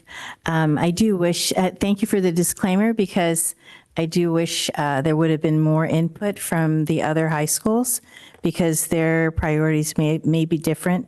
But I think that the things that you touch upon are very important.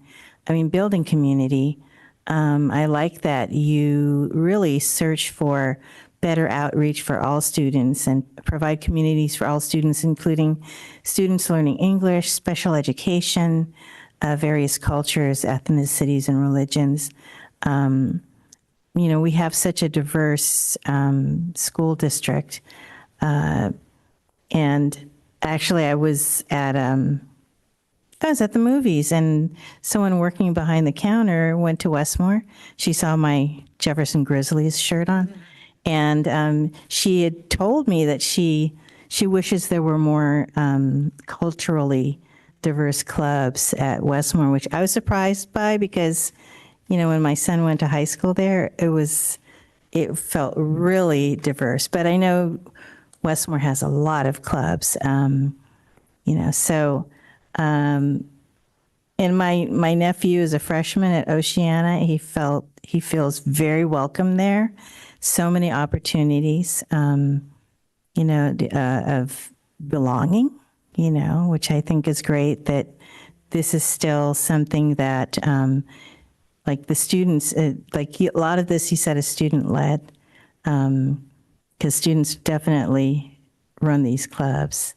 And I know that we are going to do touching upon, I'm glad you brought up some of those points, and that especially, I'm gratified to know that the students that you spoke to and that you yourselves are searching for more adult life prep, like life skills, and because there's a lot you don't learn. There's a lot you don't learn in high school, and about life, and especially financial literacy. So I just want to say great job on this presentation. Thank you for this presentation. I didn't realize I would be so interested in everything, even after previewing it. So nice job. I have a question about class rank. I think Ryan mentioned eliminating class rank. One reason is because it emphasizes competition rather than collaboration, which I understand. Is there any other reason that you came up with? For us, primarily, that was the main reason.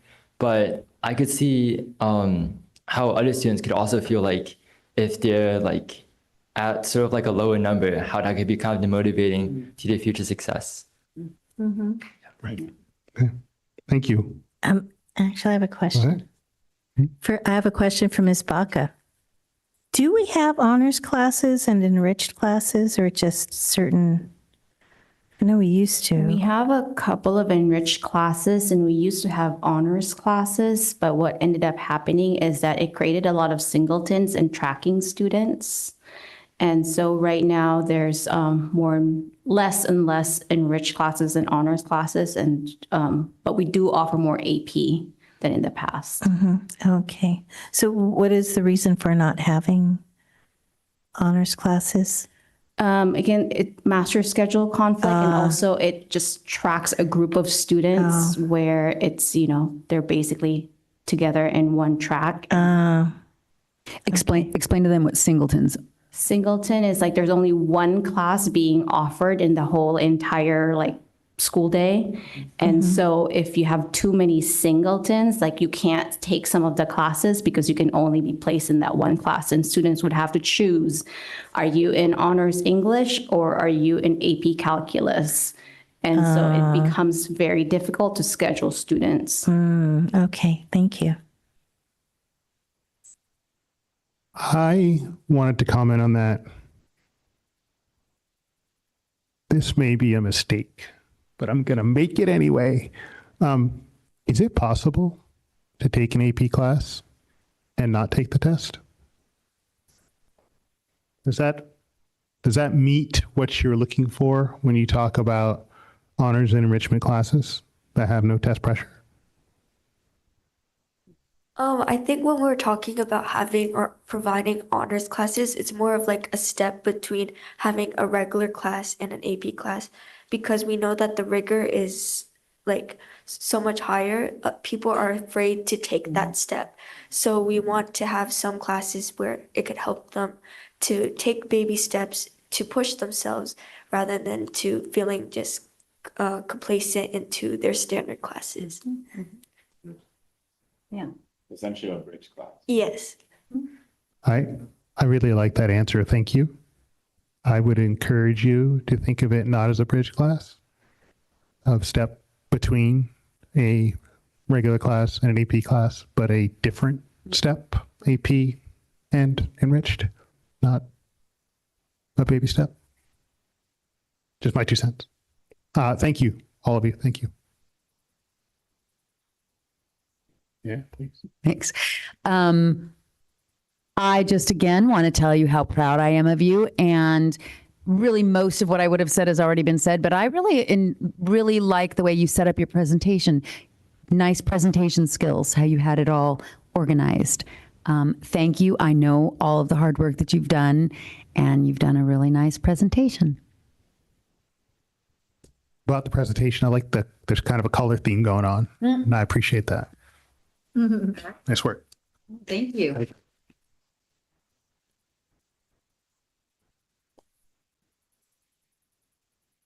Okay, wellness.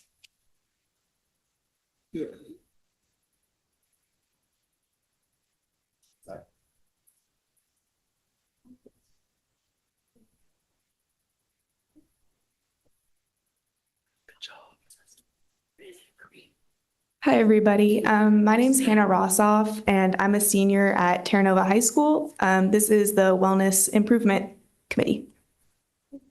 Hi, my name is Summer Simpson, and I'm also a senior at Terra Nova. I'm Eva Imprado. I'm a junior at Oceana. I'm Angela Chin, and I'm a junior at Jefferson High School. Hi, I'm Fernanda Moreira, and I'm a sophomore at Jefferson High School. Hi, I'm Eden Magbilang, and I am a senior at Jefferson High School. I'm Sofia Uribe, and I'm a junior at Thornton High School. Hi, I'm Danny Gervasio, and I'm a senior at Thornton High School. Hi, I'm Dominic Preston. I'm a junior at Oceana High School.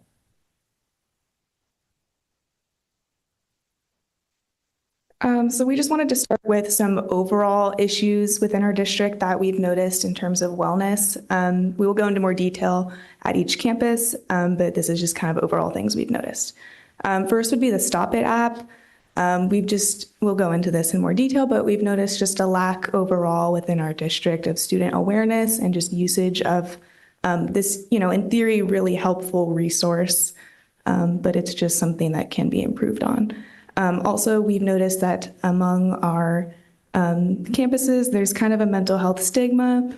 Some students we've noticed feel very scared to speak up about their struggles and seek help, despite the multitude of resources we might have within our district. We've also noticed that there could be an improvement on mental health advocacy on campus. We've noticed that things like speakers, role models, and just overall different things like that to spread awareness of mental health can kind of help to destigmatize mental health issues and make students more likely to seek out help and utilize the resources that we already have. So at Jefferson High School, we have several resources for mental health. The first one is the beach, which is an area in our counseling center that offers like a space for students to like relax and de-stress. If they're having a bad day or if they're, not mentally stable at the moment, they're able to get excused from class and hang out in this area, like completely de-stress for 15 minutes until they are sent back to class. We also have several wellness counselors and a Star Vista therapist on site. You just make an appointment and they'll call you out of class and you're free to go to them.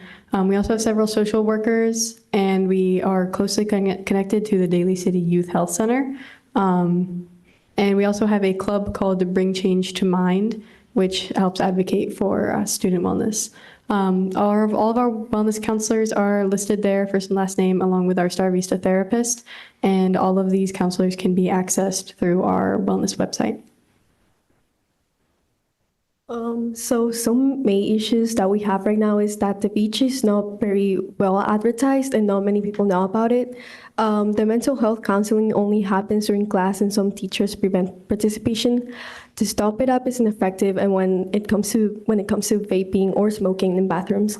And I would say like the main issue, or to conclude here, it would be that the resources that we have right now are not, people do not know about it, and they cannot reach it or they cannot use it. And when it comes to mental health and counseling, by preventing the participation, it only makes students that more scared to seek help.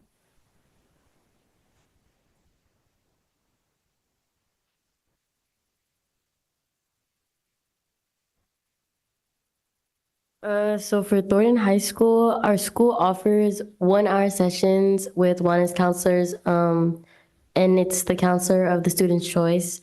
So out of the options, students are able to choose which counselor they're more comfortable to talk to, and they're allowed to be out of class for an hour at a time. We also do have the Stop It app, but as said previously, not a lot of students know about it. It could become useful though. And then we also do have connections to the Daly City Youth Health Center. If any student needs to have to talk to somebody from there, they're allowed to, and they're able to do that.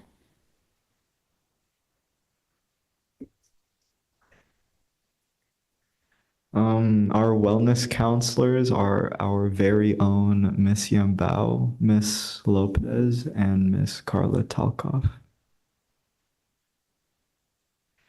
Our first issue is with all of our different varieties of culture at our school, there are many different beliefs about student wellness / mental health, such as not taking mental health seriously or even believing that mental health is a thing. Also, in addition to that, some students may also be embarrassed or unsure how to communicate about their mental health, which can lead to never opening up or seeking for help. And this kind of connects to the Stop It app, how a lot of students don't use that because they don't really know about it, or they also don't take it seriously. But for those students who may be unsure on how to communicate or embarrassed on how to talk about their feelings, the Stop It app is anonymous, so they could definitely use that if it were out there more, I would feel like.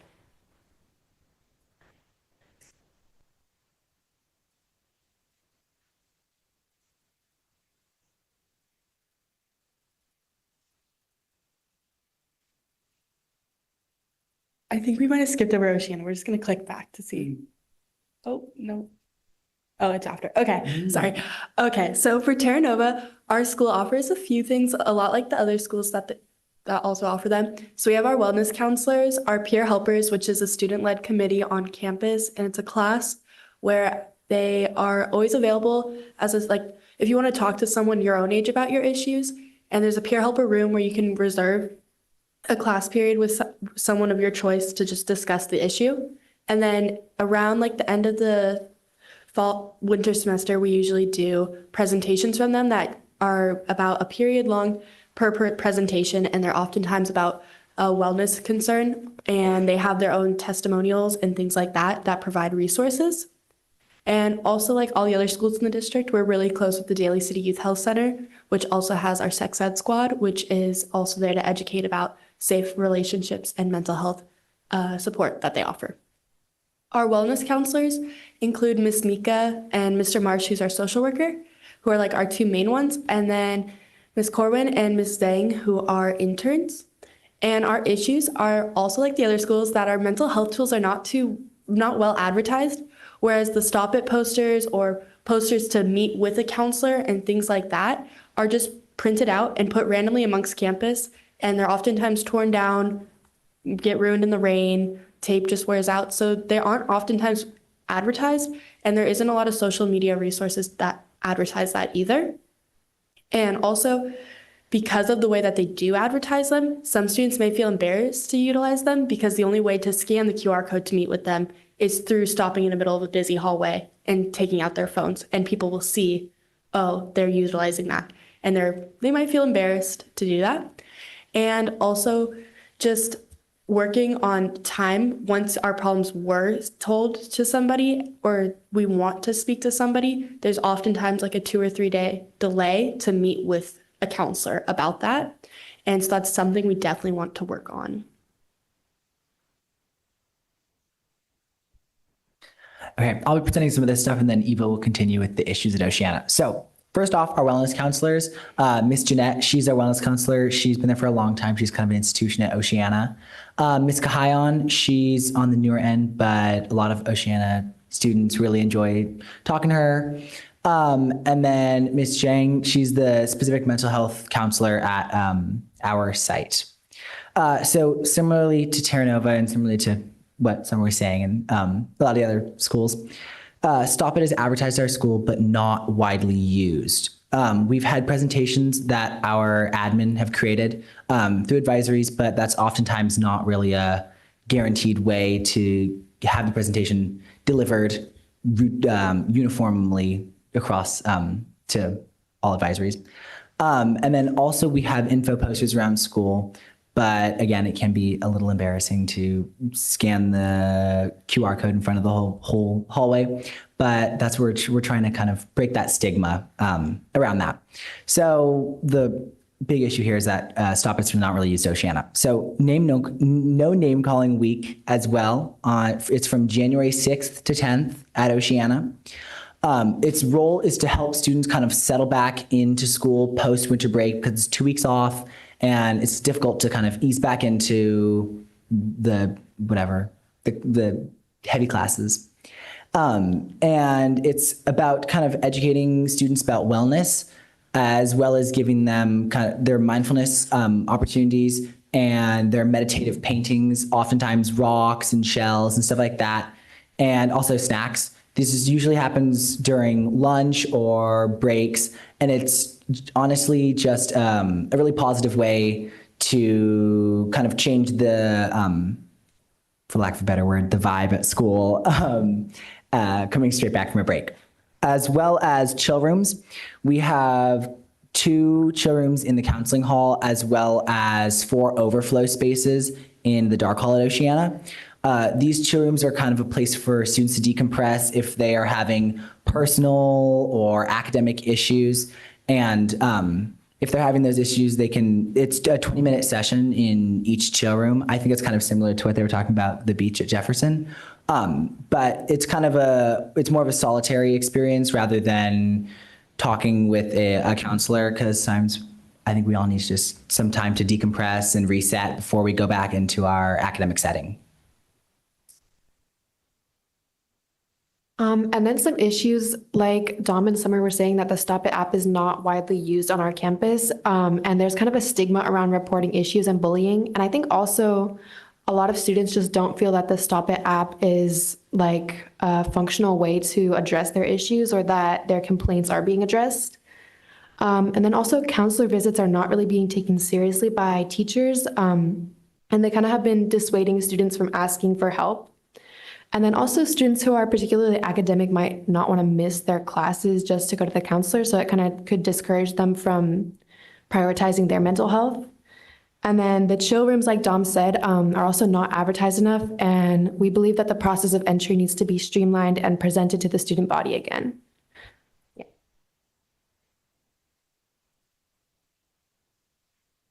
So we didn't have a representative from Westmore, but we did ask a few of the student trustees about Westmore's wellness. So they have peer assistance, Bring Change to Mind Club, and a wellness room. And they have 2 wellness counselors and 1 social worker. The students fill out forms for an appointment. However, many students feel uncomfortable speaking to wellness counselors due to gender preferences and unhelpful feedback. And there are also long waits times for appointments, and it takes about 2 to 3 days to get in contact with counselors.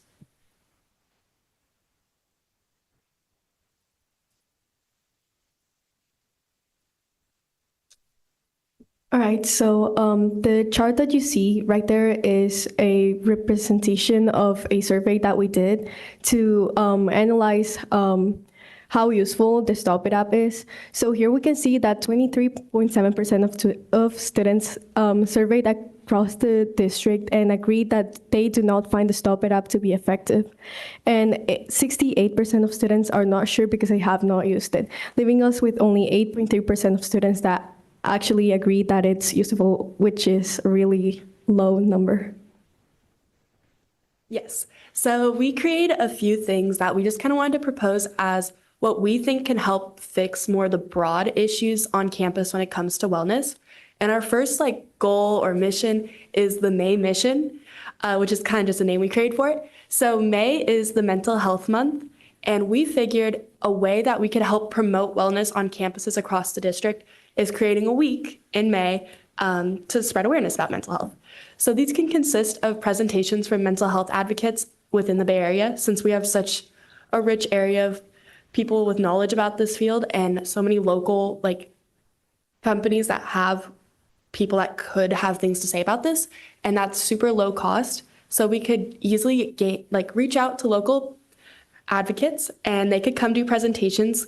And we kind of thought this would be helpful because like the Terra Nova Peer Helper presentations, they're really sitting down in a room with all of your peers and just hearing it and not really having a choice to just go walk around or leave a class. Actually being there and learning about it, it comes more direct and it's easier to actually absorb the knowledge as a student perspective. So we think that those presentations would be really helpful. And also local mental health organizations such as Coast Pride or Daly City Youth Health Center, and I'm sure there's more also in the city area, could hold tablings promoting mental health tools. So this could even be a specific table about just Stop It, or a table about another resource like Daly City Youth Health Center. And so our goals with the May mission would to help prevent bullying and misbehavior just by kind of getting that more of a story oh, this is how people feel when they're treated that way and stuff like that. But we also hope it will spread mental health awareness and aid in the destigmatizing of mental health challenges across our schools, and also promote resources our district already has to offer just so that they can be utilized. So from this graph about have students use the Stop It app, 96.6% of students that were JUHSD students that were surveyed have not used the Stop It app. We thought that this was a large issue because it's a really beautiful resource if used properly, but because of the stigmatization and the lack of education or advertisement of this, it's 96.6% of students have not utilized this resource. And on the topic of advertisement, only 22.9% of surveyed students believe that Stop It is well advertised on campus.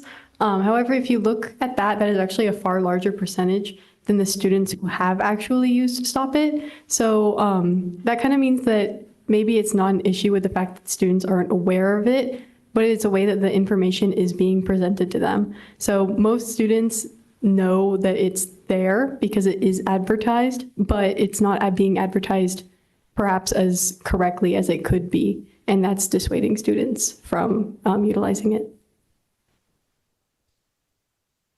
So for the of Stop It, we want improved posters posted in less conspicuous locations, social media posts to spread awareness, presentations and announcements so students know it is available, and provide students with a clear idea of how their issues will be addressed.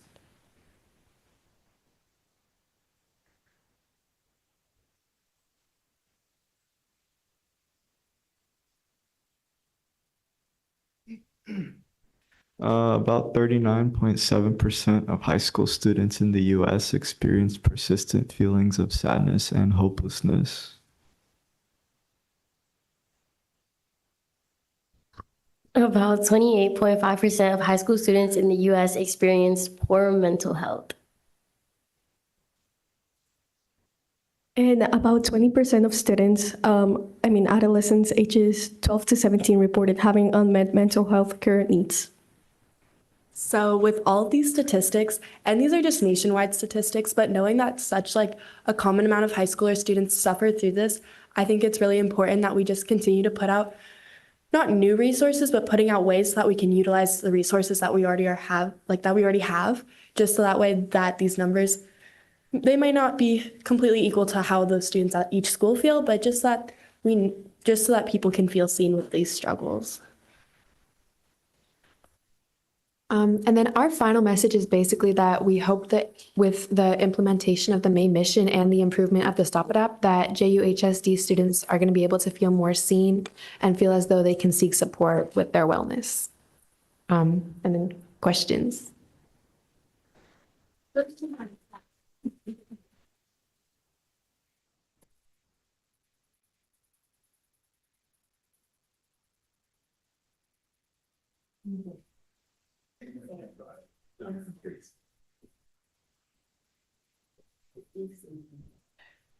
First of all, really, really amazing presentation.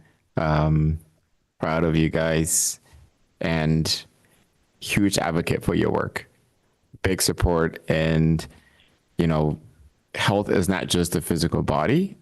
There's so much that we don't know about the neurological body that is just, it gives me chills that your generation is facing this head on.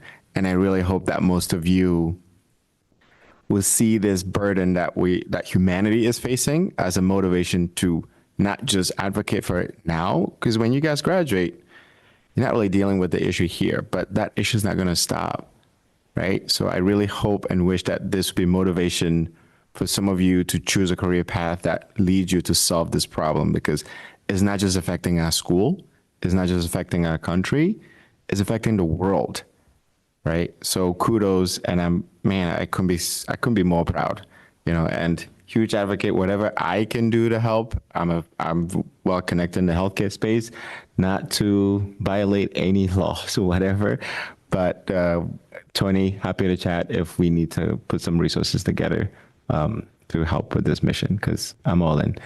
Now, the one question I do have for you guys, though, is what is the one place where you feel you have the most privacy on campus? For me, and I've seen it at Jefferson, I would say it's bathrooms. They put it inside the stall. And so whenever you're like doing your stuff, you can see the QR code. Yeah. And I feel like it's very like nice because it's really private. Yeah. And also in like lockers, near the lockers, but like the locker room for PE to change. I feel like that's also a really good place. Okay. So maybe then. I'm sorry, can you repeat? The first place you said that was safe? The bathroom stalls. So inside of the, like, okay, the bathroom itself.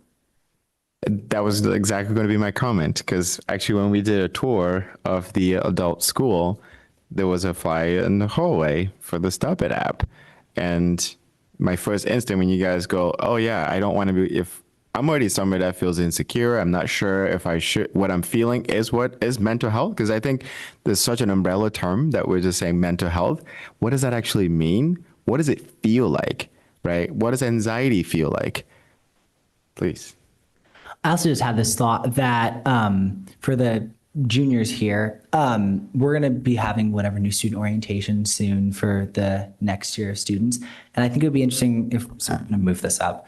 I think it would be interesting if we could like put flyers to Stop It in the packets that the freshmen get, so then they can use it at their discretion instead of having just to have that resource at school. I think that's a point that we should maybe investigate. Yeah, brilliant.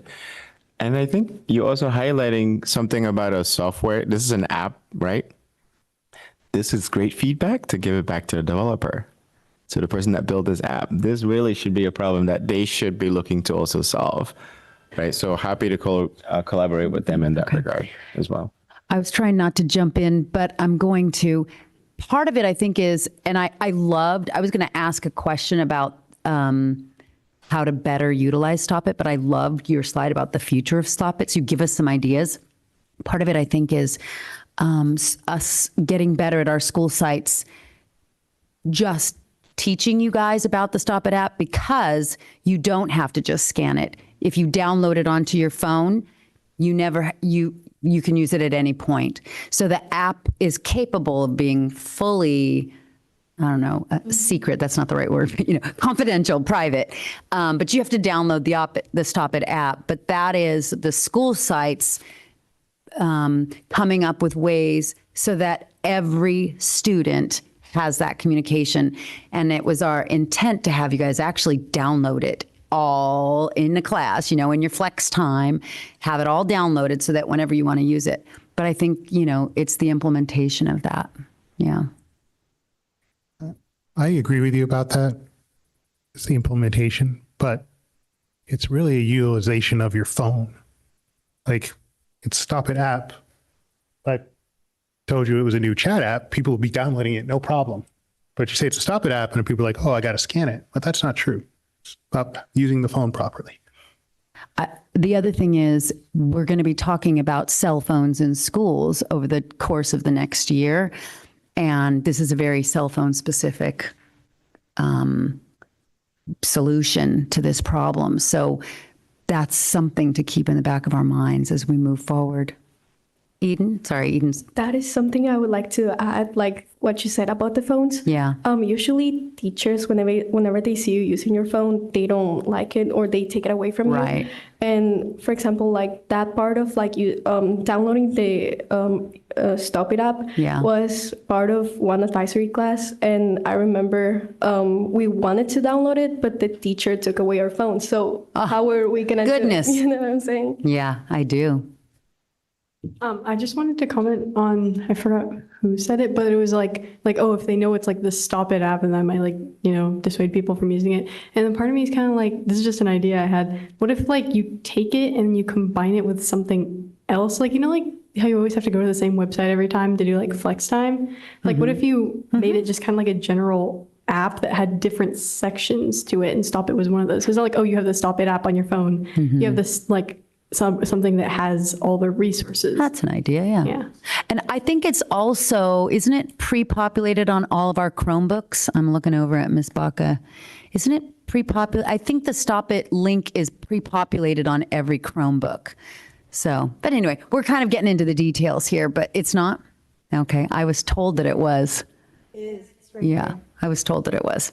No, it's on mine. It is on yours, yeah. So yeah, anyhow. But I do think that the bigger theme, I really appreciate you guys calling this out. One of the themes that I heard in your presentation was it's not necessarily that we need to go out and find a bunch of new resources. You guys know that there are all these resources. It's that they're not easily accessible. And so that's what I'm hearing. Are you nodding? Am I hearing sort of the right theme? Yeah. Thank you. Can I just add on real quick? Yeah.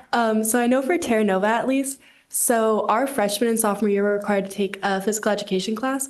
And I know my freshman year was when they brought us into like a room and they just kind of told us about like all the general like knowledge of what the school has to offer. And at the time we were still using Tiger Tip Line, which was kind of like what was there before Stop It. And we got like a whole lesson about it. And like we put the phone number into our phones, obviously. And I know for the Terra Nova, people on this committee were upperclassmen, so this might be a little biased, but we never had a sit down about Stop It. We knew about Tiger Tip Line, and then sophomore year it went away, and then it just kind of all of a sudden there started to be Stop It posters.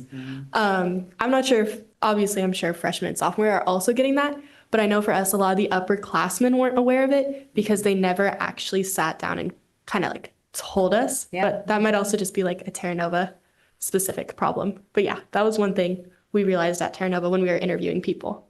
Okay, thanks. Yeah, so I'm hearing a lot from like other schools that like, I don't know, we're having like little meetings and stuff, or like, I don't know, just like, or like to like, I don't know, talk about how the app actually works and stuff, or like introduce it to students. But since Thornton is like a super small school, there hasn't really been like a lot of like, telling the students like how it works or like our options on how to use it or how to download it and everything. It's kind of just like, we'll put posters up either in a window or in the bathroom, but it will never be like an announcement to students. And yeah, I just feel like that's why a lot of people are not really using it because they're not explaining it well. So especially in the smaller schools, I think it needs to be a little bit more of a big deal because they're not doing a lot about it. So yeah. Thank you. Yeah.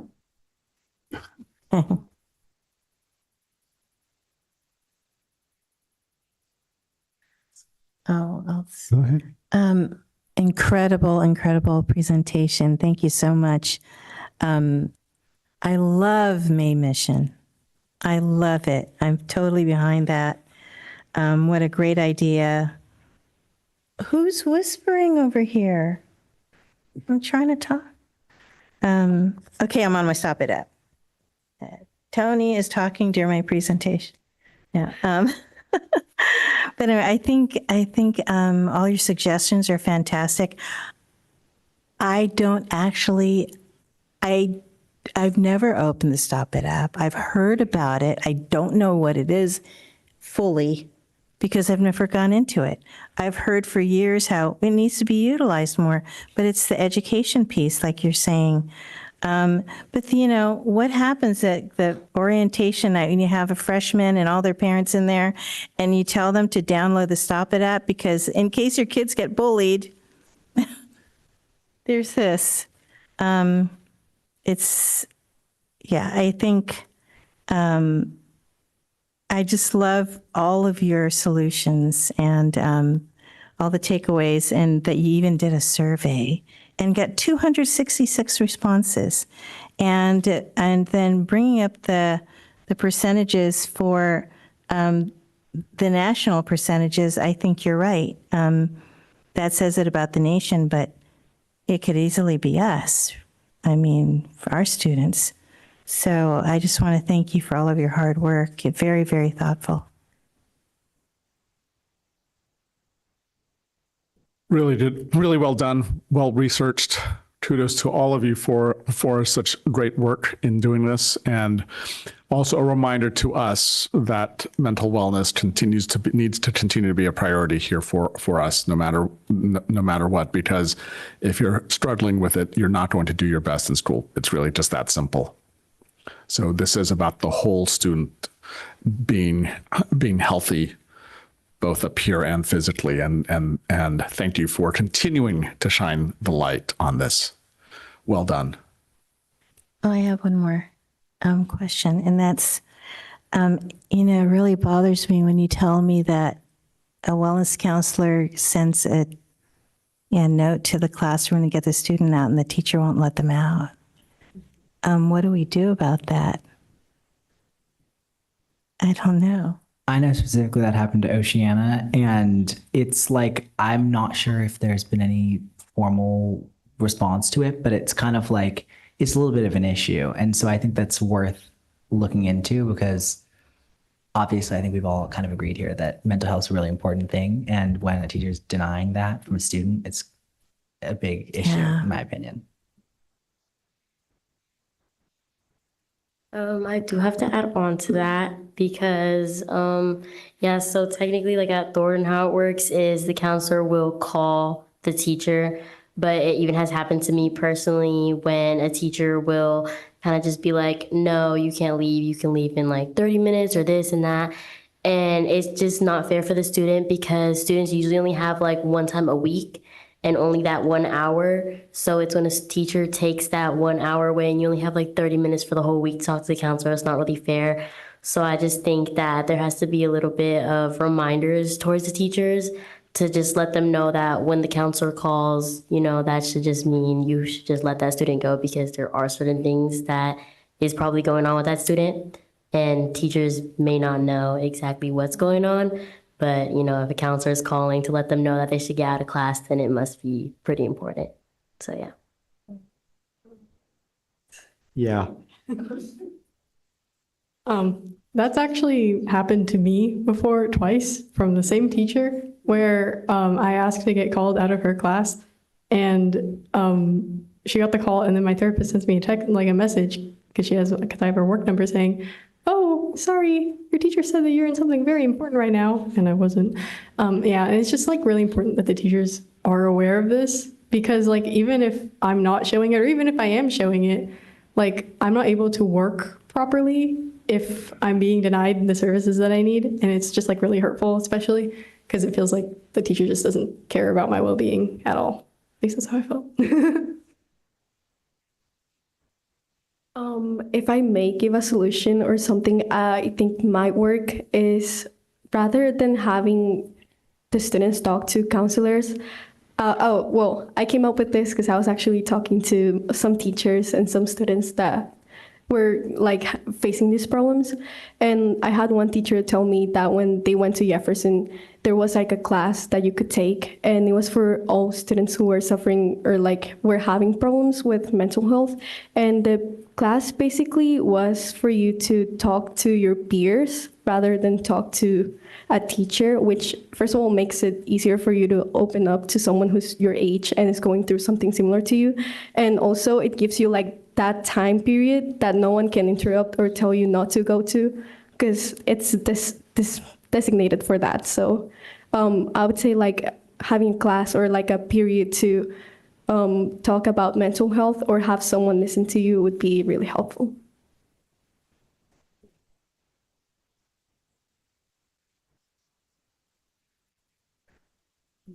I have a question or two. I'm looking at your May mission, and is it May because mental health is a big deal in May beyond just the district? Yeah. Great. Good answer.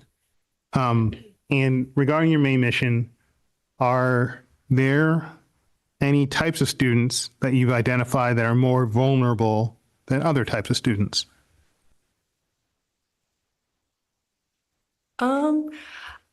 I feel like kind of like what our goal was is just, I know a lot, like just at Terra Nova at least, there's a lot of students who are already kind of aware about the mental health issues and things like that. Whereas some students, like they know that they exist, but they don't directly know the impacts of their actions, and they don't know like the full like the feelings and stuff like that. And so we think that just like having just all students be able to hear from people who can like help educate them on why we should utilize these resources, or why you should like make sure you're treating people in a certain way, and just stuff like that. Just because I feel like everyone's vulnerable when it comes to their emotions and like their mental health. And even if they like aren't exactly struggling, they should definitely know that there are resources in case they ever get into a situation where they are struggling and stuff like that. I don't know if that really answers the question, but yeah. Thank you. And my last question is, can anyone tell me what Stop It does well? If you need to get in contact with somebody in your school's admin, it does a good job within 3 days of it. It does not immediate. Like when I've utilized it, it's not immediate. And so I think that's where a lot of the problems lie. But if you need to get in contact for something in the near future, it's pretty good at doing that. Great job. I also like the thematic consistency of your presentation. Good job. Anything else? Great. Congratulations.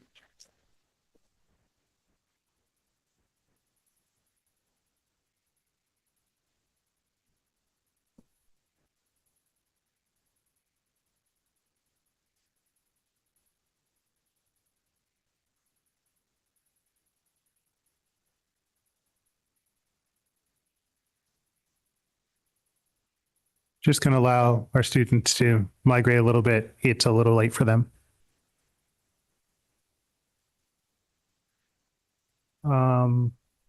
Next item, 16B. Review of proposed graduation requirement and academic recognition revisions. I believe this is Ms. Baca. Yes, thank you. Good evening, Vice President Walker. Good evening, members of the board. This evening, we will be discussing proposals to revise 3 board policies. One on graduation requirements, another one on grade evaluation of student achievement, and the last one on graduation ceremonies on activities. And just as a reminder, tonight is just a discussion, and I will take your guidance on how to move forward with revising these policy, and it will be submitted for action on May 13th.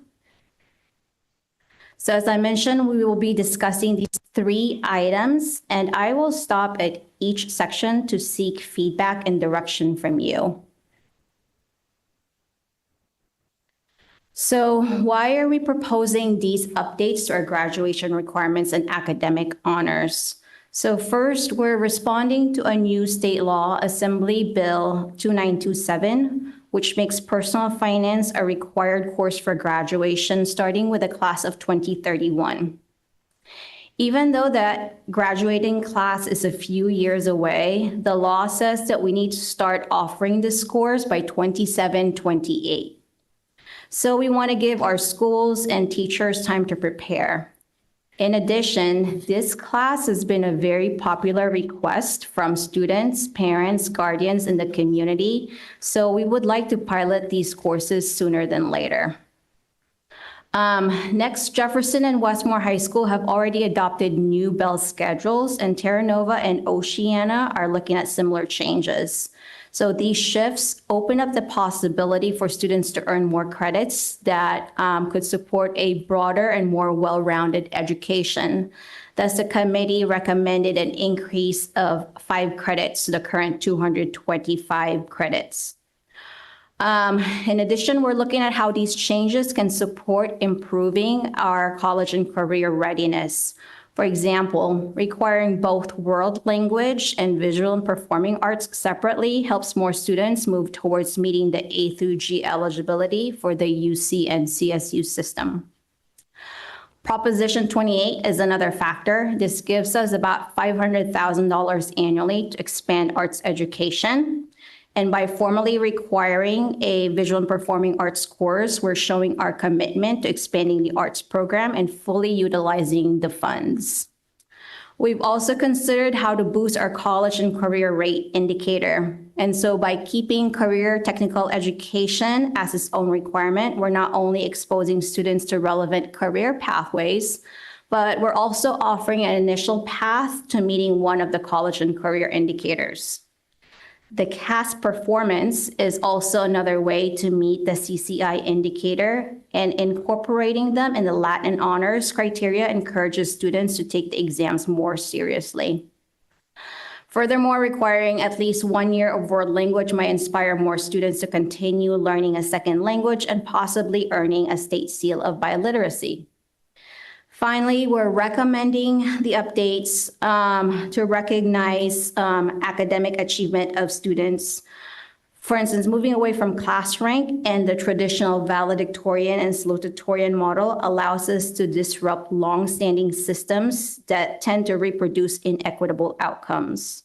Removing class ranking from the transcript and substituting the val-sal criteria to Latin honors gives more students a chance to be recognized and encourages a healthier school culture.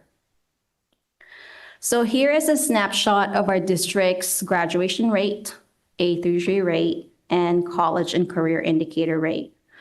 What stands out the most is a significant gap between our multilingual learners, students with disabilities, and their peers. This tells us that we need to strengthen the systems that support these students, so they're not just expected to succeed, but actually given the access and opportunities to do so. As former trustee Salahuddin pointed out, it's especially critical that we focus on our under-resourced students. Many of them don't have built-in safety nets or second chances. If we don't provide them with strong guidance, access to rigorous learning, and meaningful preparation, we risk reinforcing cycles of poverty and holding them back from their potential. So as a reminder, here is our district's equity statement, which reflects our commitment to engage, educate, and empower all students, especially those who have been historically underserved and marginalized by educational systems. Our ultimate goal is to eliminate disparities in educational outcomes.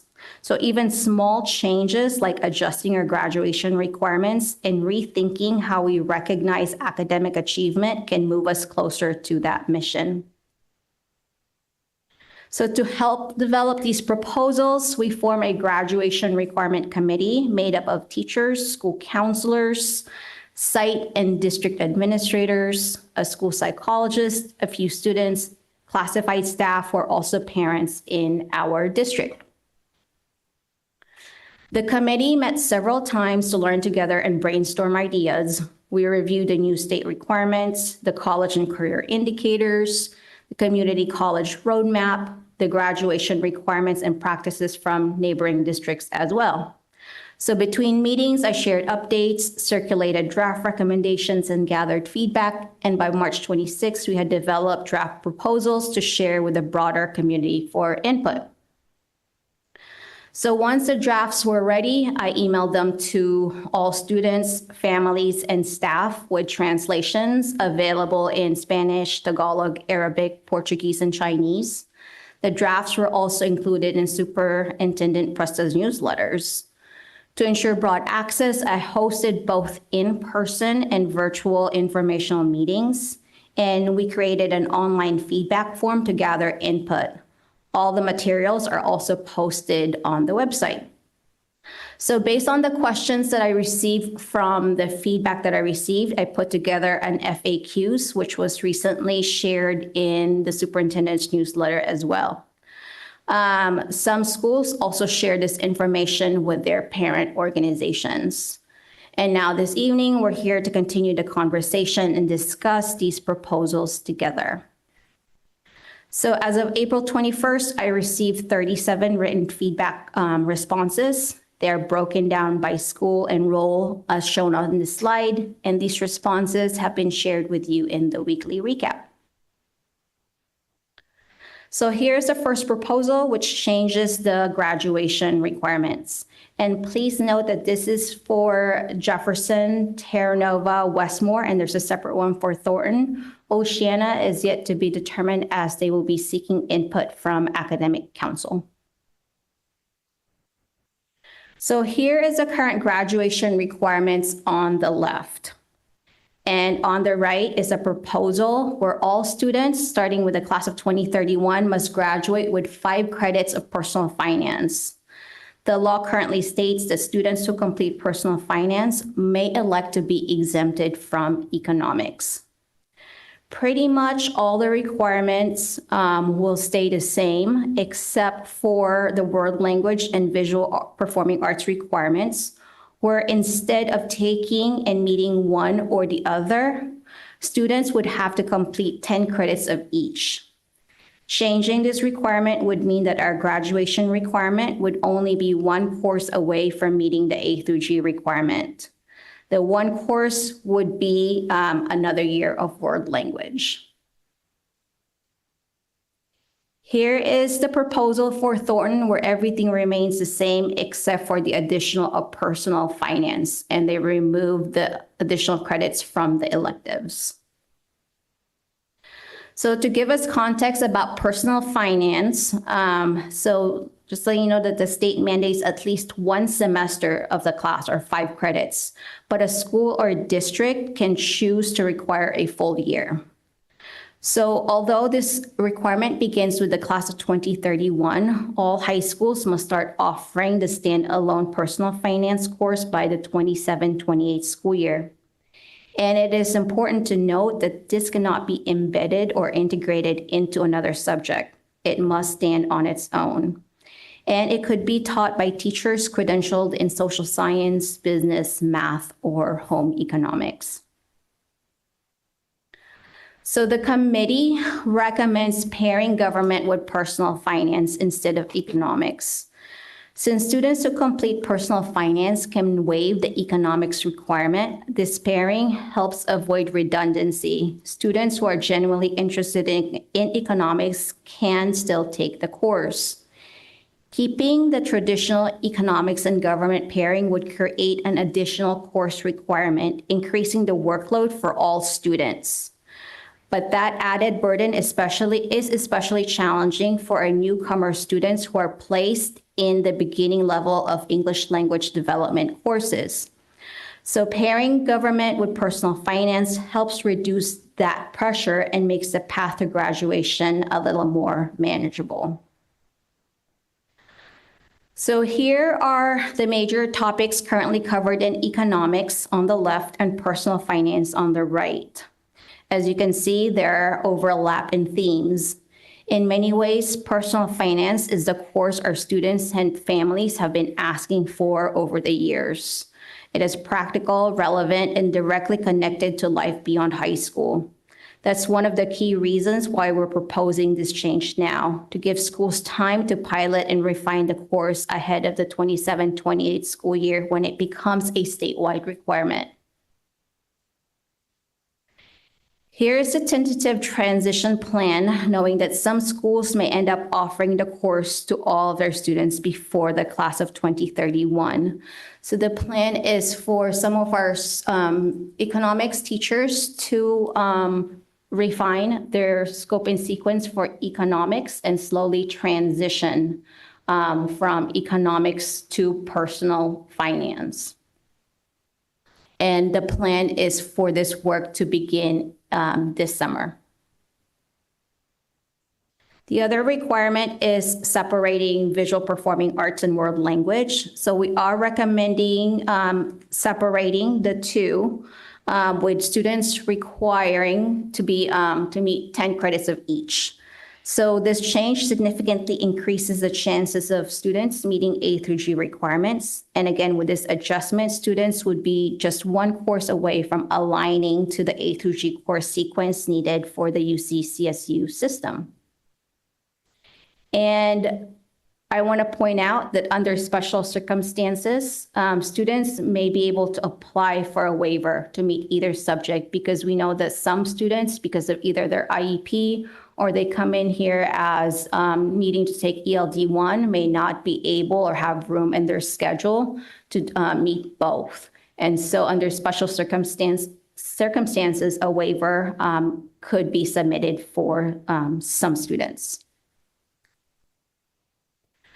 So across our engagement efforts, whether through online survey, informational nights, or informal conversations, there has been a strong support for the personal finance course.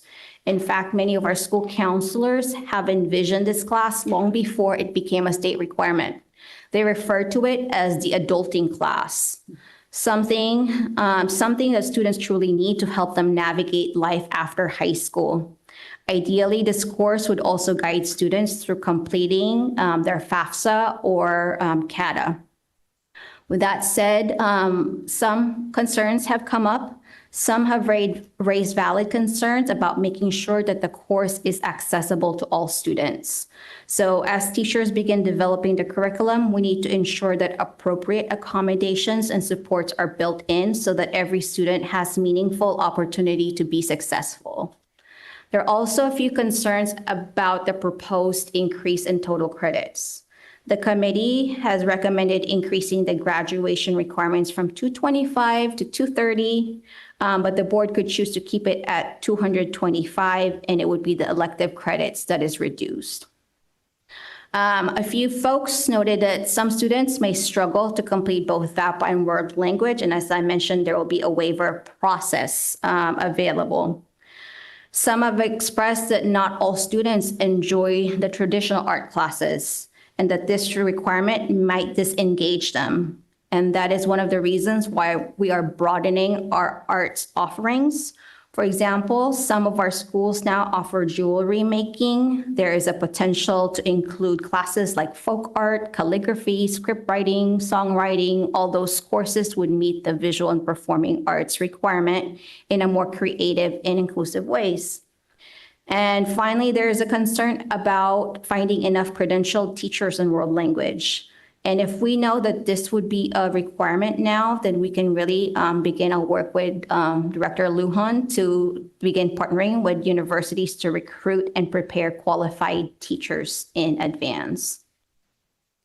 So here are some board considerations for revising this board policy. So does the board support requiring 10 credits of visual and performing arts and 10 credits of world language as a separate graduation requirement? If so, should this requirement begin with the class of 2031, which is actually our current 6th grade students right now? Or would the board prefer to implement the world language VAPA requirement much earlier, maybe with the incoming class, 9th grade class in class of 2029 or some other year? And the third question is, would the board like to increase the total number of credits required from 225 to 230 or maintain the 225 credit requirement? And again, the personal finance, whether we like it or not, will be part of the graduation requirement. And I will stop there for guidance. Discussion? Trustee Lee? Thank you for this. This is helpful, and I know you gave us a brief overview during the LTRAP study session on Saturday. My preference would be to go all in A through G to do the 2 years of world language. That's personally my preference. However, I understand the rationale for wanting to leave it as is, to just split it up, because I think the way you described it to us on Saturday was if they're required to take 1 year, there's a higher likelihood they will want to take the second year. And I would like to see the data that supports that. You know, in my mind, we're probably on a road towards an A through G grad requirement at some point down the road, but I don't think it's today.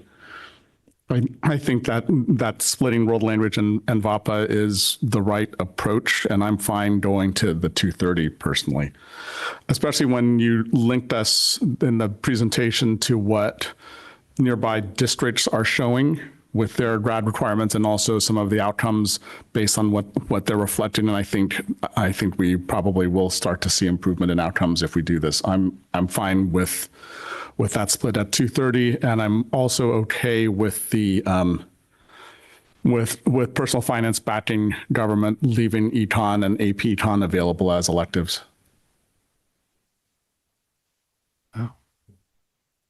I second that.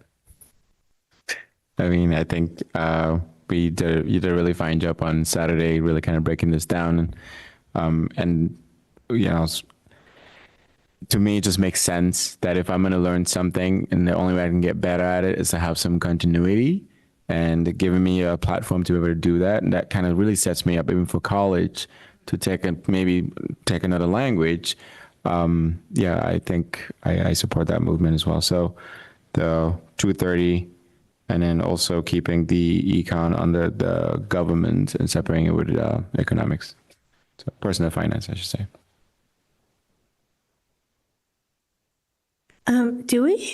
Can you tell us what the other high school districts are doing?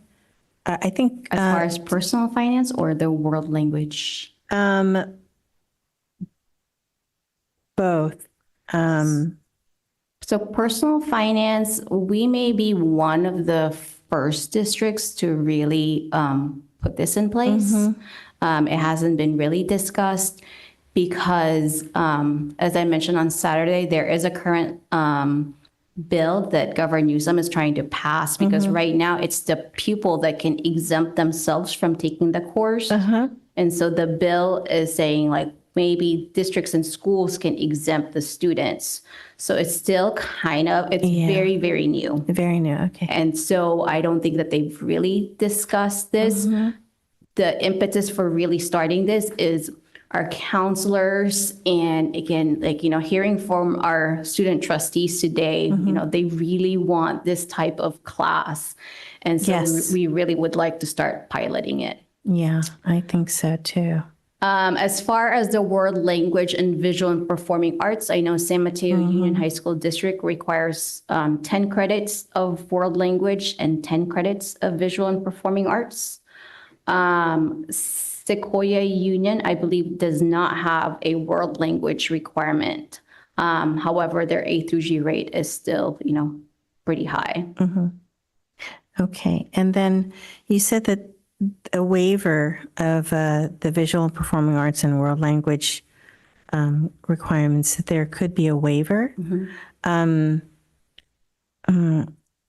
It would just be under special circumstances because sometimes we get students that are transfers from out of the country that we have to place in like an ELD 1 class. Right. And that they come with like no transcript. And so just having, you know, fitting everything in their schedule and give them the opportunity to graduate on time may be a little difficult. So I know that our counselors and psychologists and our special education staff would like some kind of way. The expectation is that, you know, students will meet both, but just know that there may be circumstances where we waive the requirements. Okay, and what I'm actually looking for is who's going to look out for those students? Who's going to proactively suggest that? Because the students themselves they probably won't have any inkling that this is a requirement. It would be the school counselors, it would be the IEP team, site administrators. So they would be like the first tier for this waiver, and then it'll be like the final approval. Okay. Okay, thank you. I have a couple questions. Has the board or the district already acted on enabling a 7-period day at Terra Nova? They have slowly begun the discussion informally, but I know that they're going to use next year to plan for the transition to a 7-period day. So does Terra Nova then still need some sort of approval from the district or the board to enact a 7-period day? It would have to be an MOU with our AFT. Okay. So is Oceana having the same discussions as Terra Nova? The idea came up during this graduation committee, and they will probably bring it up to their academic council to see if this is something that they would approve. When I bring Oceana's requirement, they may stay with the 225 credit requirement only because they don't know yet if they're going to transition to the 7-period day, because it will be really hard to meet all of these requirements with a traditional 6-day period. Okay.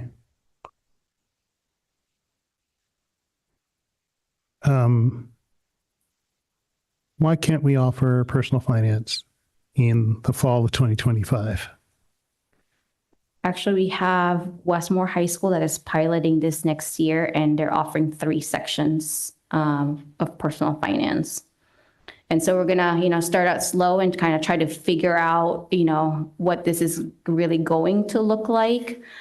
This is how we rolled out our ethnic studies class, where we started it as an elective class where students can opt into the class. Teachers worked on refining the curriculum, and then eventually everybody will be taking the course. So is it a Westmore pilot more than it is a district pilot?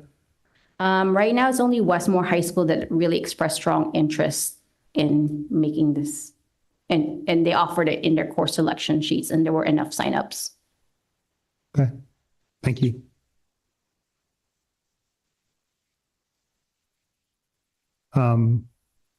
So I'm in support of all these things that I see on the board right now.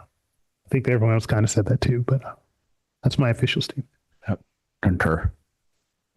Thank you.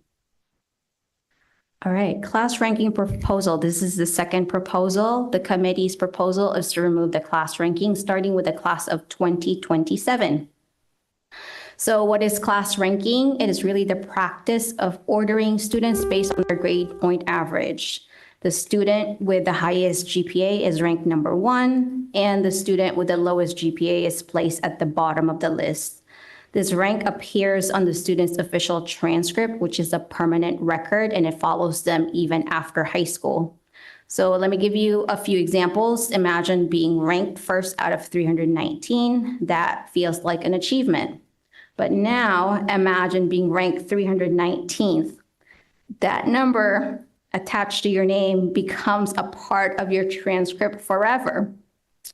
We have people in their 30s and 40s requesting their transcript for their job applications, and I often wonder if employers have placed judgment based on this ranking when they were 18 years old. So we have to ask ourselves, is this the long-term academic labeling we want for our students? Should a single number from high school define how they are seen 10, 20, or even 30 years later? And more importantly, what is the emotional toll on students, especially those who might see themselves as 319 out of 319?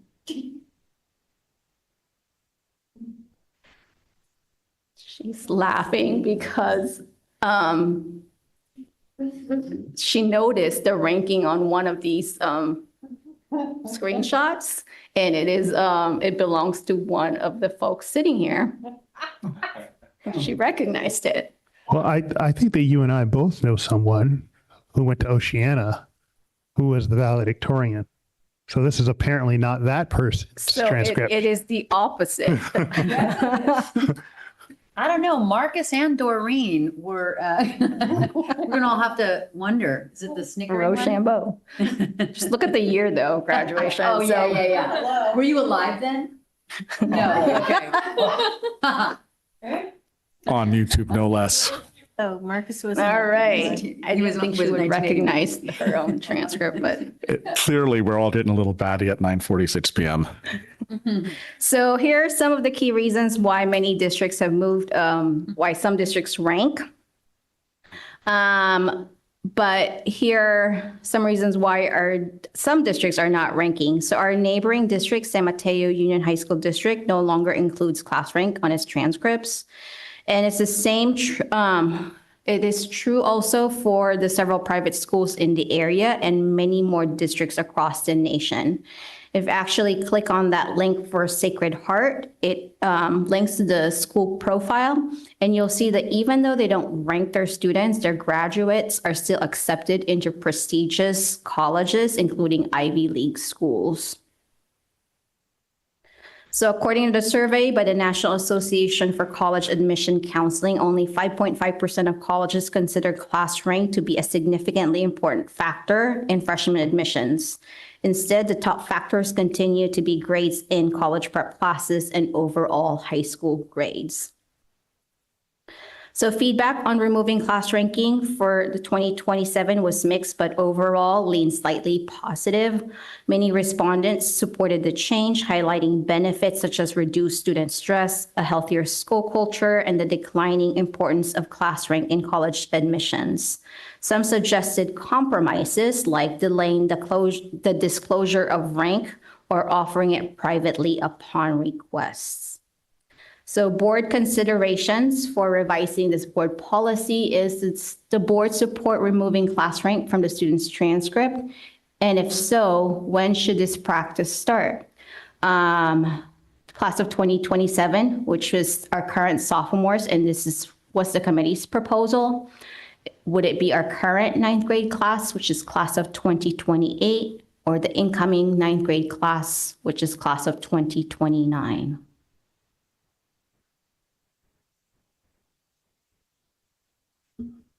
I'm fine with the class of 27, especially after reading El Dorado Union's letter, where they basically ripped the Band-Aid off immediately and just jumped ahead and said, we'll just do it next year for everybody.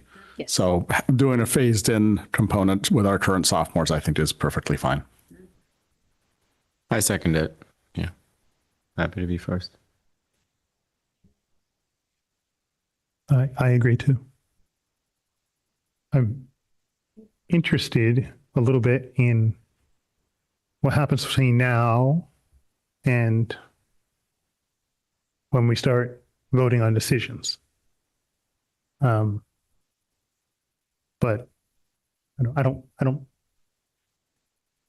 I might be persuaded otherwise, but that's where I am now. How about that?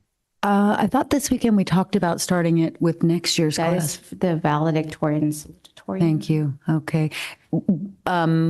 This is So then I bring that up. Why not? So we didn't discuss it this weekend. I thought we had, but why not remove class rank next year? The current juniors.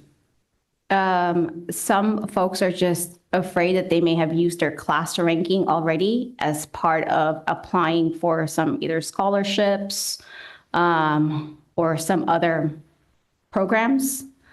And so, they've already established, taking the freshman year, their sophomore year, and then their junior year, and then completely removing it might be more of like a shock to the system. That's interesting. I wonder, sorry, did I cut you off? I wonder because the students want it gone, the students that we've heard from. So I wonder if we hear the students, and they want it gone if we contemplate that. Do you know what I mean? I'm not sure how many students we actually have heard from. But the students in student advisory and the students that they spoke with felt It was kind of like a long discussion actually during the committees, you know. So they wanted like a happy medium, because some of them are like, oh, let's just remove it now. But then again, somebody had brought up again, like, you know, like the current juniors right now may have really used the ranking. So yeah, I'm just wondering about students. If we've listened to students, maybe there was a lot of student representation in there. I'm not sure. I think I wonder about what the students would like. Student voice. Anyway. That's a good point that you made, Tony. And so then my question or comment is there a way to have it be available upon request? So if people still want it because they've filled out applications to college or scholarships and things like that, then they can have it, but have it removed as the default decision that we make. They're all going to talk. The kids are going to talk. They're going to tell each other. That's the thing. Oh, okay. Will it show up on the transcript? But yeah, that's the thing. show on the transcript, but like, you know, yes, students will be like, I'm number one. So now you have to talk to your counselor to see where you are. And that's what happens, is that they start talking and then they start really calculating and they end up, you know, comparing each other's rank. However, we do as a district disclose this ranking to the University of California system through the eligibility in local context, because they want to know the top 12% of our students. So we give them that information from like the back end, and the student won't have to know that, you know, you're number one, you're number two. So if, you know, what I would say is like, you know, if a school or a scholarship committee do want to know what their ranking is, we can provide them that information. But just, you know, in college applications, the question is, does your school rank? Yes or no? And if we don't rank, they don't even ask. So that's what happens with, you know, all of these other districts that do not rank. I still go with 2027.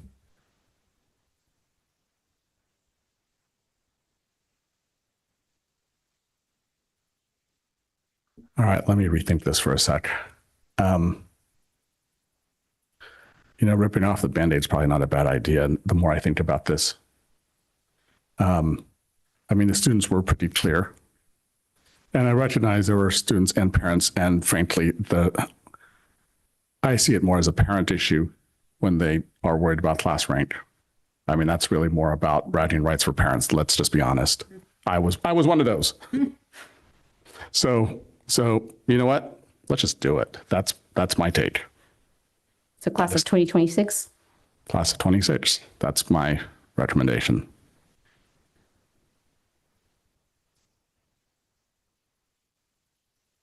So class 2026. Oh, second. Rip off the Band-Aid. We can handle it.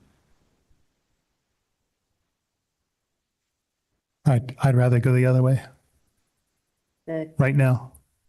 I'd rather go to 28 instead of 26. Current If we have to move.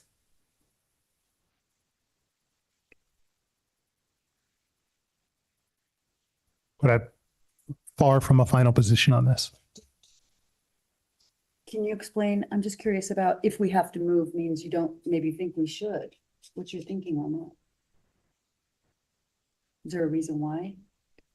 Who are you talking to? Me. Oh, Shret. I think that changing this for the class of 2026 is a little bit like pulling the rug out. How's that going to be different though in 2028? They haven't spent 3 years building expectations. The notable, though, is that you've got a combination of juniors and seniors who talked about eliminating class rank just now. And if we've got juniors who are already okay with it, I suspect they didn't come to that conclusion just because. I think there was a decent amount of classmates that they spoke to that were okay with it. However, I mean, I know we don't have to make the decision tonight. And I think this is about as clear as mud for Ms. Baca when she makes a final recommendation on May 13th. And maybe each of us will have moved a little bit in some of our thoughts behind it when we come to that final decision. So, I mean, I'm still in favor of ripping off the Band-Aid, but, you know, we could all wind up changing our minds with a little bit of clarity of thought a month from now. Yeah, and Jerome's not here right now. So, and then I'm looking at the committee's proposal with the current sophomores. So I want to think about it. Okay. All right. Now, the 12th grade academic honors valedictorian salutatorian. So the proposal is that instead of naming a valedictorian or salutatorian, which could be 1 or 2 students, the proposal is to recognize a broader group of high achieving students through Latin honors system. So the Latin honors system would be summa cum laude, and they have to be on track to graduate with a GPA of 4.0 or higher, and they had to have met or exceeded standards in ELA and math for the Smarter Balance and participated in the California Science Test. The magna cum laude, same thing, on track to graduate 3.7 or higher. And they had to have met either ELA or math and participated in science. Cum laude requires 3.5 GPA or higher and participation in all 3 assessments. And just a note that students in the alternative pathway would also qualify, but instead of meeting a certain score, they would only need to meet participation in the California alternate assessment, plus the equivalent of the grade point average. So why change Latin honors? So instead of honoring just 1 to 4 students to receive this honor, there will be more students. Also, more and more, the calculation of valedictorian and salutatorian has become really more complex due to additional courses taken. For instance, ASB, dual enrollment, band, and typically the ones that are more resourced are the ones who are able to take these courses. And finally, this allows students to explore other interests rather than choosing like an AP class so that they can boost their grade point average. So the board policy revision, so the very top is what it currently says right now, and it's really calling out our valedictorian and salutatorian. So what it would change is that it would add the summa cum laude, magna cum laude, and cum laude, but I also included other ways to honor students. So for instance, completing the career technical education, being a completer, Golden State Seal, reclassification as fluent English proficient, State Seal of Biliteracy, Senior X, State Seal of Civic Engagement, and there may be more. So again, this will encompass more and celebrating more students, and it's not just specific to just grade point average. So feedback summary. Overall, the feedback was largely positive. Many respondents described it as great or much needed change, appreciating a broader recognition of student achievement and the reduction in stress and competition. Some also valued the alignment with college practices and saw it as a step toward greater equity. However, others expressed specific concerns such as whether standardized test scores should be included. A preference to keep both valedictorian, salutatorian, and Latin honors was also mentioned, and some worried that this would diminish the distinction for high achievers or fail to prepare students for real-world competition. So here's the consideration for revising this board policy. Does the board support the shift away from Val-Sal and include Latin honors? And if so, when would this take place? Do we rip off the Band-Aid, or do we have a couple of years where it's a hybrid where we recognize both valedictorian and salutatorian and also Latin honors and start with class of 2027 or class of 2028? So I would like to ask for your feedback. Can I go first? Is that all right? Thanks. So thank you for this organized research supported presentation. You gave us much of this on Saturday, maybe all of this, just without the green background. And I apologize to you because I am telling you now, mostly because I'm of many minds about it, that I'm not very supportive of the testing piece. Everything else, I think is fantastic. I am almost there with you, Vice President Walker, with regards to the testing piece. When I first heard it on Saturday, I was all in on it. But before I make a determination whether I'm okay with the testing as part of it or not, can we see some data relative to GPAs versus Smarter Balance scores? I mean, can we get a rough idea of whether they're passing, met, or exceeded depending on their GPA? Yes, I would have that data that I can share with you in the weekly recap. And we actually did review how many students would qualify. I can pull it up right now. Okay. District-wide, there would be 98 summa cum laude, 139 magna cum laude, and 76 cum laude. And just know that this actually would be much higher because there were 40 students from Oceana High School that were not eligible because they opted out. And it is actually the higher performing students that opted out of this exam. And so the 40, if they were to take this, most likely will fall under the summa cum laude.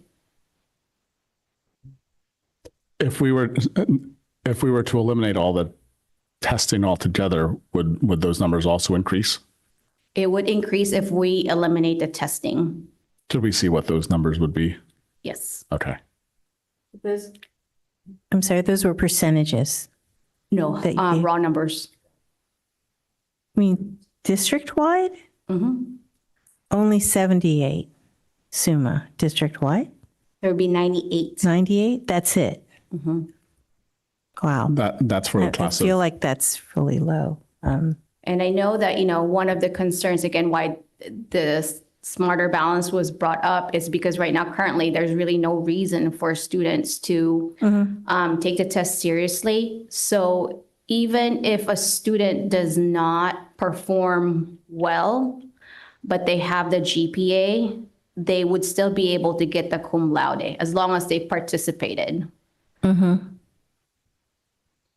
Yeah, except Latin honors at the collegiate level is usually just based on your GPA, not just they don't attach testing to it, and that's where I'm struggling with it. So in my mind, I would rather see a wider range of students be able to get each of those things based on their GPAs. I recognize the problem we have with the SBAC testing, but that's really, I think, I'm not sure that using honors as the hook is necessarily the right approach. But I want to see more data. Yeah, and I also want to bring up this is with the CASP testing. So there would be 4 district-wide in magna cum laude and 6 cum laude for students learning English. And for students with IEP, there'd be 1 summa, 1 magna, and 7 cum laude. So not as high. Based on this criteria. Based on this criteria. And that's for the current class of 25? This is class of 2024. Oh, 24. Okay. The juniors. The ones who graduated last year. Okay. Yeah, if we could just kind of see what everything would have looked like for the class of 24, both with testing and without testing, and what, because I'd be curious, I want to see exactly whether those numbers would be higher for summa, higher for magna, et cetera. May I recap a little bit to make sure? I'm glad you clarified that because I kept almost jumping in. So it sounds like we want to make sure that we're not holding kids back because of testing that would have made those honors, number one, right? So you want to see both. And then also I'm hearing you kind of grappling with, really, this was sort of a carrot that we thought of using, that the committee thought of using to increase participation rate in standardized testing for the school district, because we are judged on those test scores and they're absolutely low stakes. And so many students opt out and just don't take the test or don't really try. But I do hear you like grappling with, is this how, yes, we want to increase participation, but is this the right method? Right. I mean, as far as I'm concerned, they've earned those based on their GPA alone. Right. Right. Yeah. And then how did this get brought up in the committee? With the CASP scores? One of the districts, I don't remember where, attached this in their board policy. One of the districts? One of the districts in California. Oh, I have to okay. look exactly where. So it's not very common. And I've looked at many board policies, 5127.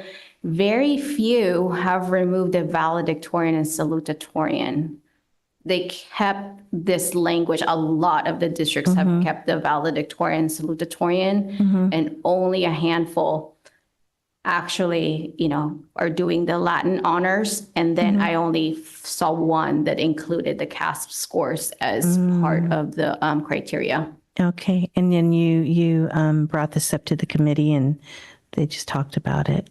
Yes, I brought it up, and my original proposal didn't even include that, but somebody had brought it up, and then the committee was like, yes, that's probably a great idea, only because, again, right now there's no really reason for students to, take the CASP seriously, and there's so many there's so many accountability measures tied to the exam. Yeah. I mean, I don't want it to seem like we're holding their Latin honors hostage if they don't, even though they probably would have scored standard met or above, even if they probably would have, if they tried or opted in to take it, that they probably would still, with the GPA, be Summa or Magna. I mean, but to make that a requirement, that's not to really think about that. I don't know that it's fair. I mean, what are we, who is this serving?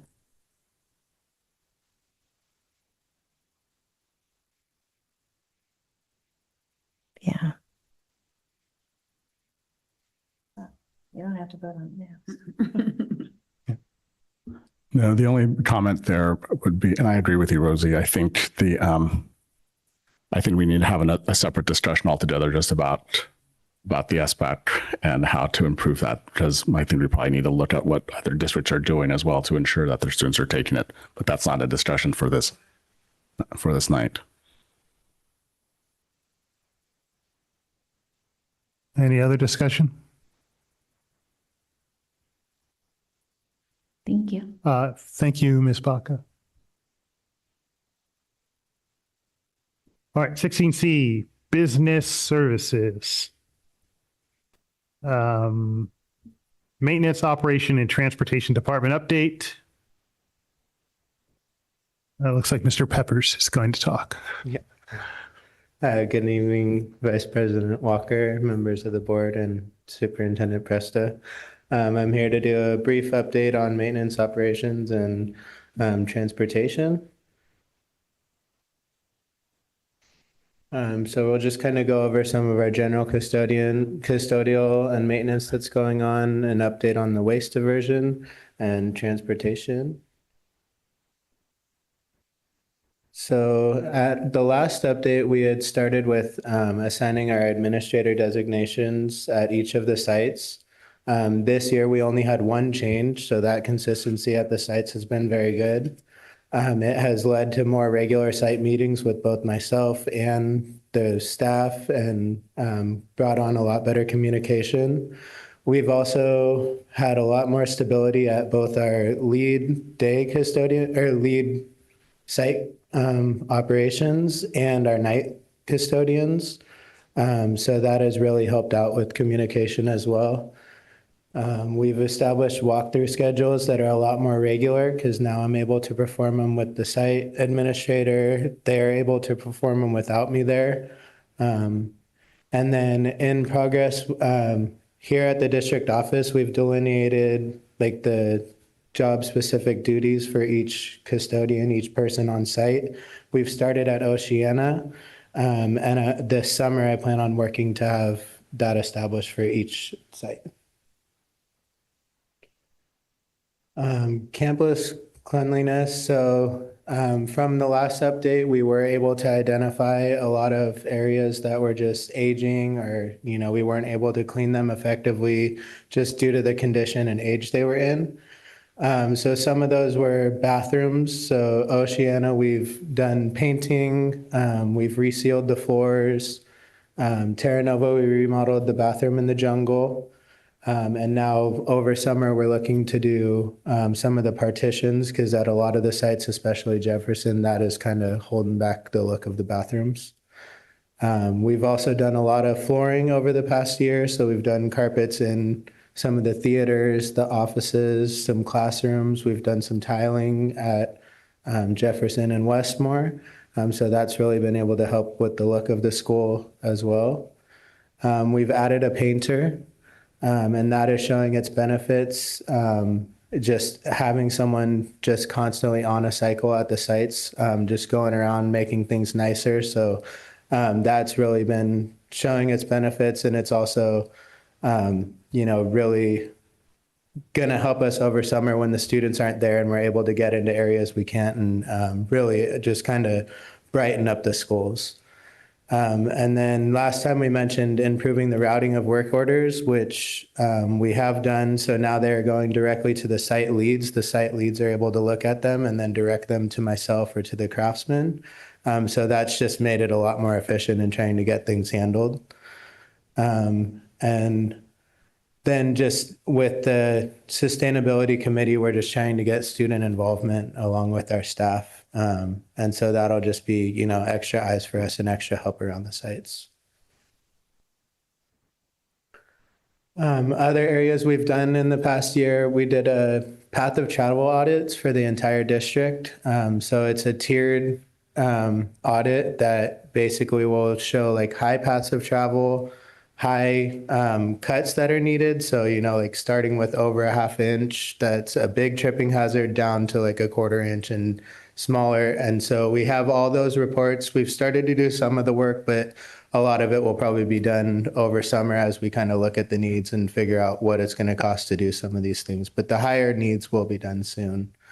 Over the last year, we've really improved roofing. So we had this year, even with the heavier rains, we did not have leaks like we've had in the past. So we did a big roofing project at Oceana. We've done a lot of roofing work at Terra Nova and Jefferson. And so this year it really did show, and we didn't have the leaks in classrooms that we had last year. When with HVAC, we ran into a tough issue because we got our HVAC tech left for a different position and didn't leave us much time in the transition. So we had a rough area right in winter, but we've paired with 2 new companies to have, you know, very fast response from them. We've also brought on our retired HVAC tech from a couple of years ago, and he's come back on to work a couple of days a week. And that's really given us the face time and been able to react to things much quicker. And so we've finally kind of put out the fires now, and now we're just building back to having things maintained properly. So staffing shortages has actually improved greatly this year. The skilled trades are under negotiations to better their rate. We're hoping this will help us fill the positions with and get more high quality applicants. We are still currently looking for our new HVAC. So we're hoping that this will help us find more qualified applicants. We were able to hire outside help when we needed to support the staff. So this was some of the bathroom floors and some of the carpets and some of those things that we were able to bring in some extra help so the guys could stay free and work on what they needed. And then just overall much better staffing. Right now, we currently only have 2 open spots in the district. And those, one will likely be filled at the next board meeting, and the other is the HVAC position. So we just want to make sure we get someone qualified in that position. But other than that, only 2 open positions. So that's a big improvement from past years. And then just ongoing is keeping training up with the staffs and tailgate topics, little quick meetings to go over safety, and then trying to bring on hands-on learning for all the sites. We continue to monitor attendance. I feel like this year has been a little better, at least with the communication and being told of when we have absences so we can plan for it better, but that always kind of ebbs and flows. So that'll be something we continue to monitor. For waste diversion, this is still a work in progress, but we've tried to update our tri-bins, and we're still working on where to place them. We've re-added signage to areas that did not have it. The cafeterias are moving to more compostable foods, so that's gonna, I think, help the schools be able to know where things go a lot better. And then we're just working with the staff to try to see ways we can prioritize them being able to have the time to split these up. And so that may be like prioritizing that while we have the day crew work on something that will free up more time for them to work with the 3 bins. So last time we needed to make sure we added bins to every classroom. We've done that to our best ability. There may be a few that may have gotten misplaced, so we have them on hand when we need to do that. With the sustainability committee, we've been working, they're gonna start doing their own site-by-site audits. So I've sent them the framework that came from the county office, and now we have a group in the sustainability committee that's trying to work on doing our own audits so we can not only rely on the county office, and we can have them a lot more regularly to see how things are going. The next big step is to incorporate our fields and our rental spaces much better, because we're still learning it as a district, but when we're having other people come on our sites, it's very hard to get them to fall in line with our tri-bin stations. So trainings for maintenance and kitchen staff have occurred. They will continue to occur. As I mentioned, we're making sure there's enough time for them to actually do this job. So that will be paired with, the site specific duties that I mentioned earlier. So making sure that they have the time to actually separate this and do it properly. And we're still going to use the county office to continue, not as much, but to still have periodic audits through them so they can help support us. For transportation, this is just kind of the vehicles we have. We're still at 16 vans. We have 7 operable buses, 2 that are slated for disposal, and then our various maintenance vehicles that are around the district. We currently have 3 bus drivers, 16 van drivers, and 2 mechanics. The good news is our 2 mechanics and one of our roving staff are in training to become a bus drivers. They test at the end of the month. That's going to help greatly as long as they pass, which I believe they will. That'll help greatly with our reducing our expenses in chartering buses. And then, as you guys know and approved tonight, we have our new transportation director coming on. So I think with the new SB 88 regulations, that was really something we needed with all the training coming. And I think it's really going to benefit maintenance and transportation. We have someone coming in with a lot of experience, and it'll free me up to be at the sites and be hands-on and have eyes at the sites and really provide support to the crews. So I think it's going to be a really good fit. And that was about it.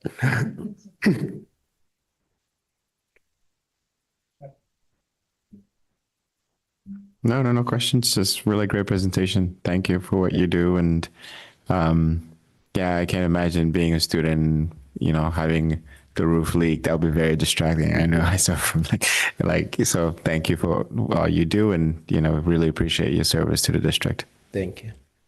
And try being a school board member when the roof was leaking in the old boardroom. That was fun.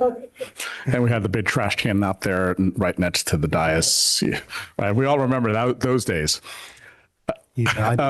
With regards to the buses, so the two that we're disposing are just simply old. We've had them for they're faded. The work that we would need to put into them to get them going is not worth it. And we have our 7 now, and with our amount of so it's 7 buses plus 2 that we're disposing. Got it. I thought it were going down to net 5. So okay. No. We still have our 7. Okay. Do we still have a garbage truck? I thought. Yes. Oh, we do. Okay. Yeah. All right. Thank you. Great presentation. Appreciate it. Thank you so much. What a really great presentation. I was going to ask about the garbage truck too. So I rode in it. I did when it was brand new.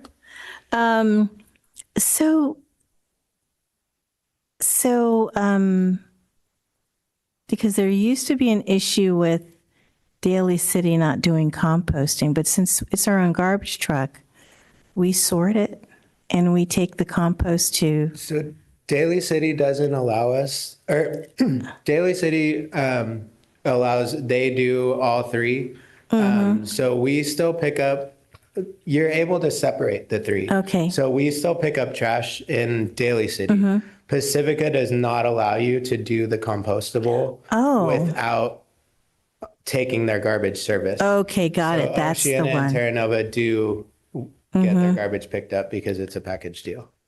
Okay, so we use Recology for Pacifica schools. Yeah.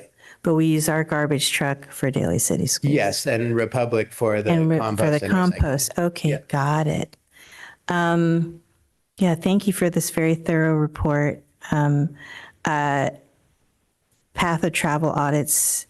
Do we have, I know we still have grass fields. Do we have gopher problems? They've gotten better.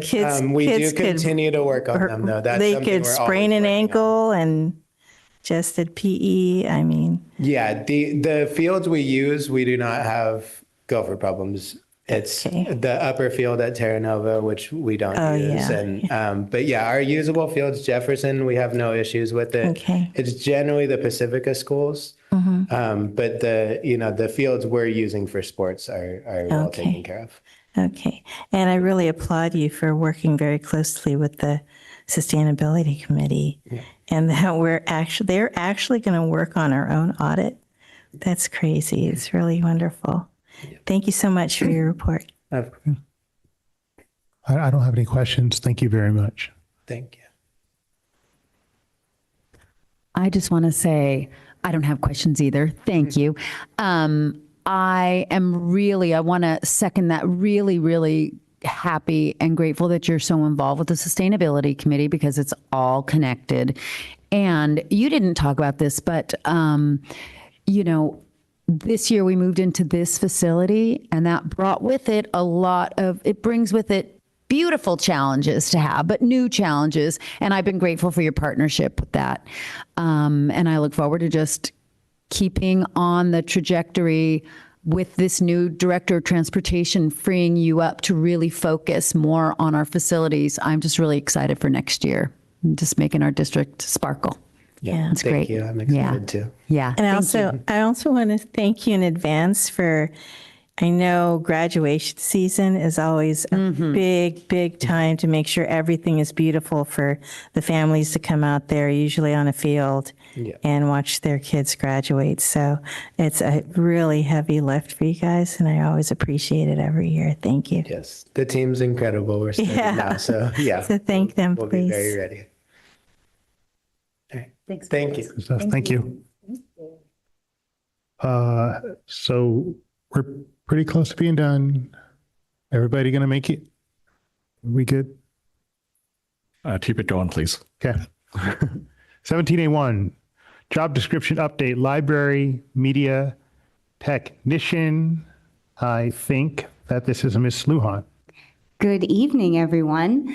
The first job description I'm bringing before you this evening is an update to the library media technician. This is the last of the job description updates from the CPS HR class and comp study. There was lots of collaboration and input from the library media technicians in this update to really reflect what their duties are. And I welcome any questions. Move to approve the job description. Second. All in favor? Aye. Aye. 17A2, job description, assistive technology specialist. Ms. Luan? Thank you. This is a new position, the assistive technology position, assistive technology specialist would support students who have individual education plans and technology assigned to them. So this may be something like an iPad to assist with communication or something like a screen reader. So this would be a specialized support to our students.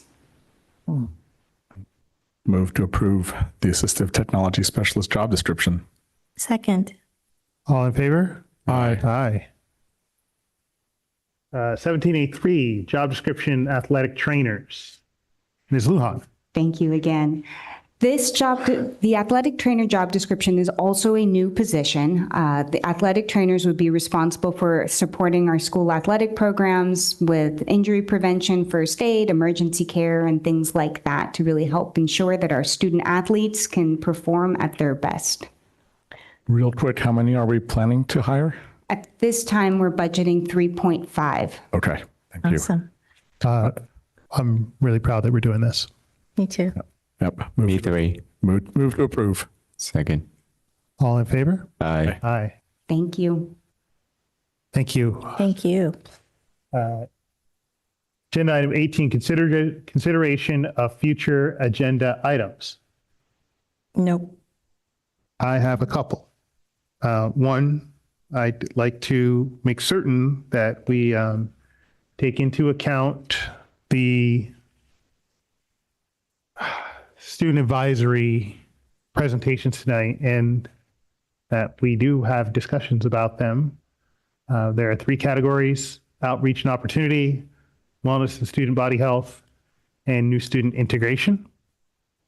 I also think, Trustee Lee mentioned this, that we should talk about CASP testing. And I also think that we should talk about Stop It. I second that part. May I ask for clarification? Yeah. So for a future agenda item, the first thing you said was we should talk about the presentation. So what specifically? I mean, you just want to kind of generally make sure that we are addressing the issues, or do you want them to be board agenda items? I'd like for us to make sure we're addressing the issues, and that's a good question. I don't know how we formalize that. I am hesitant to suggest that we fit it into the LCAP somehow, but I think that we should just discuss, what we want to do about the issues that students raised to us tonight. Yeah. So I would recommend that you guys discuss this in agenda planning. The topics are brought up, but you can just clarify those questions in thank agenda you. planning. Okay. Thank you. Any other future agenda items? None for me. Agenda item 19. Move to adjourn. Second. All in favor? Aye. Aye. Sorry. We're adjourned 10:29. Sorry. I'm sorry.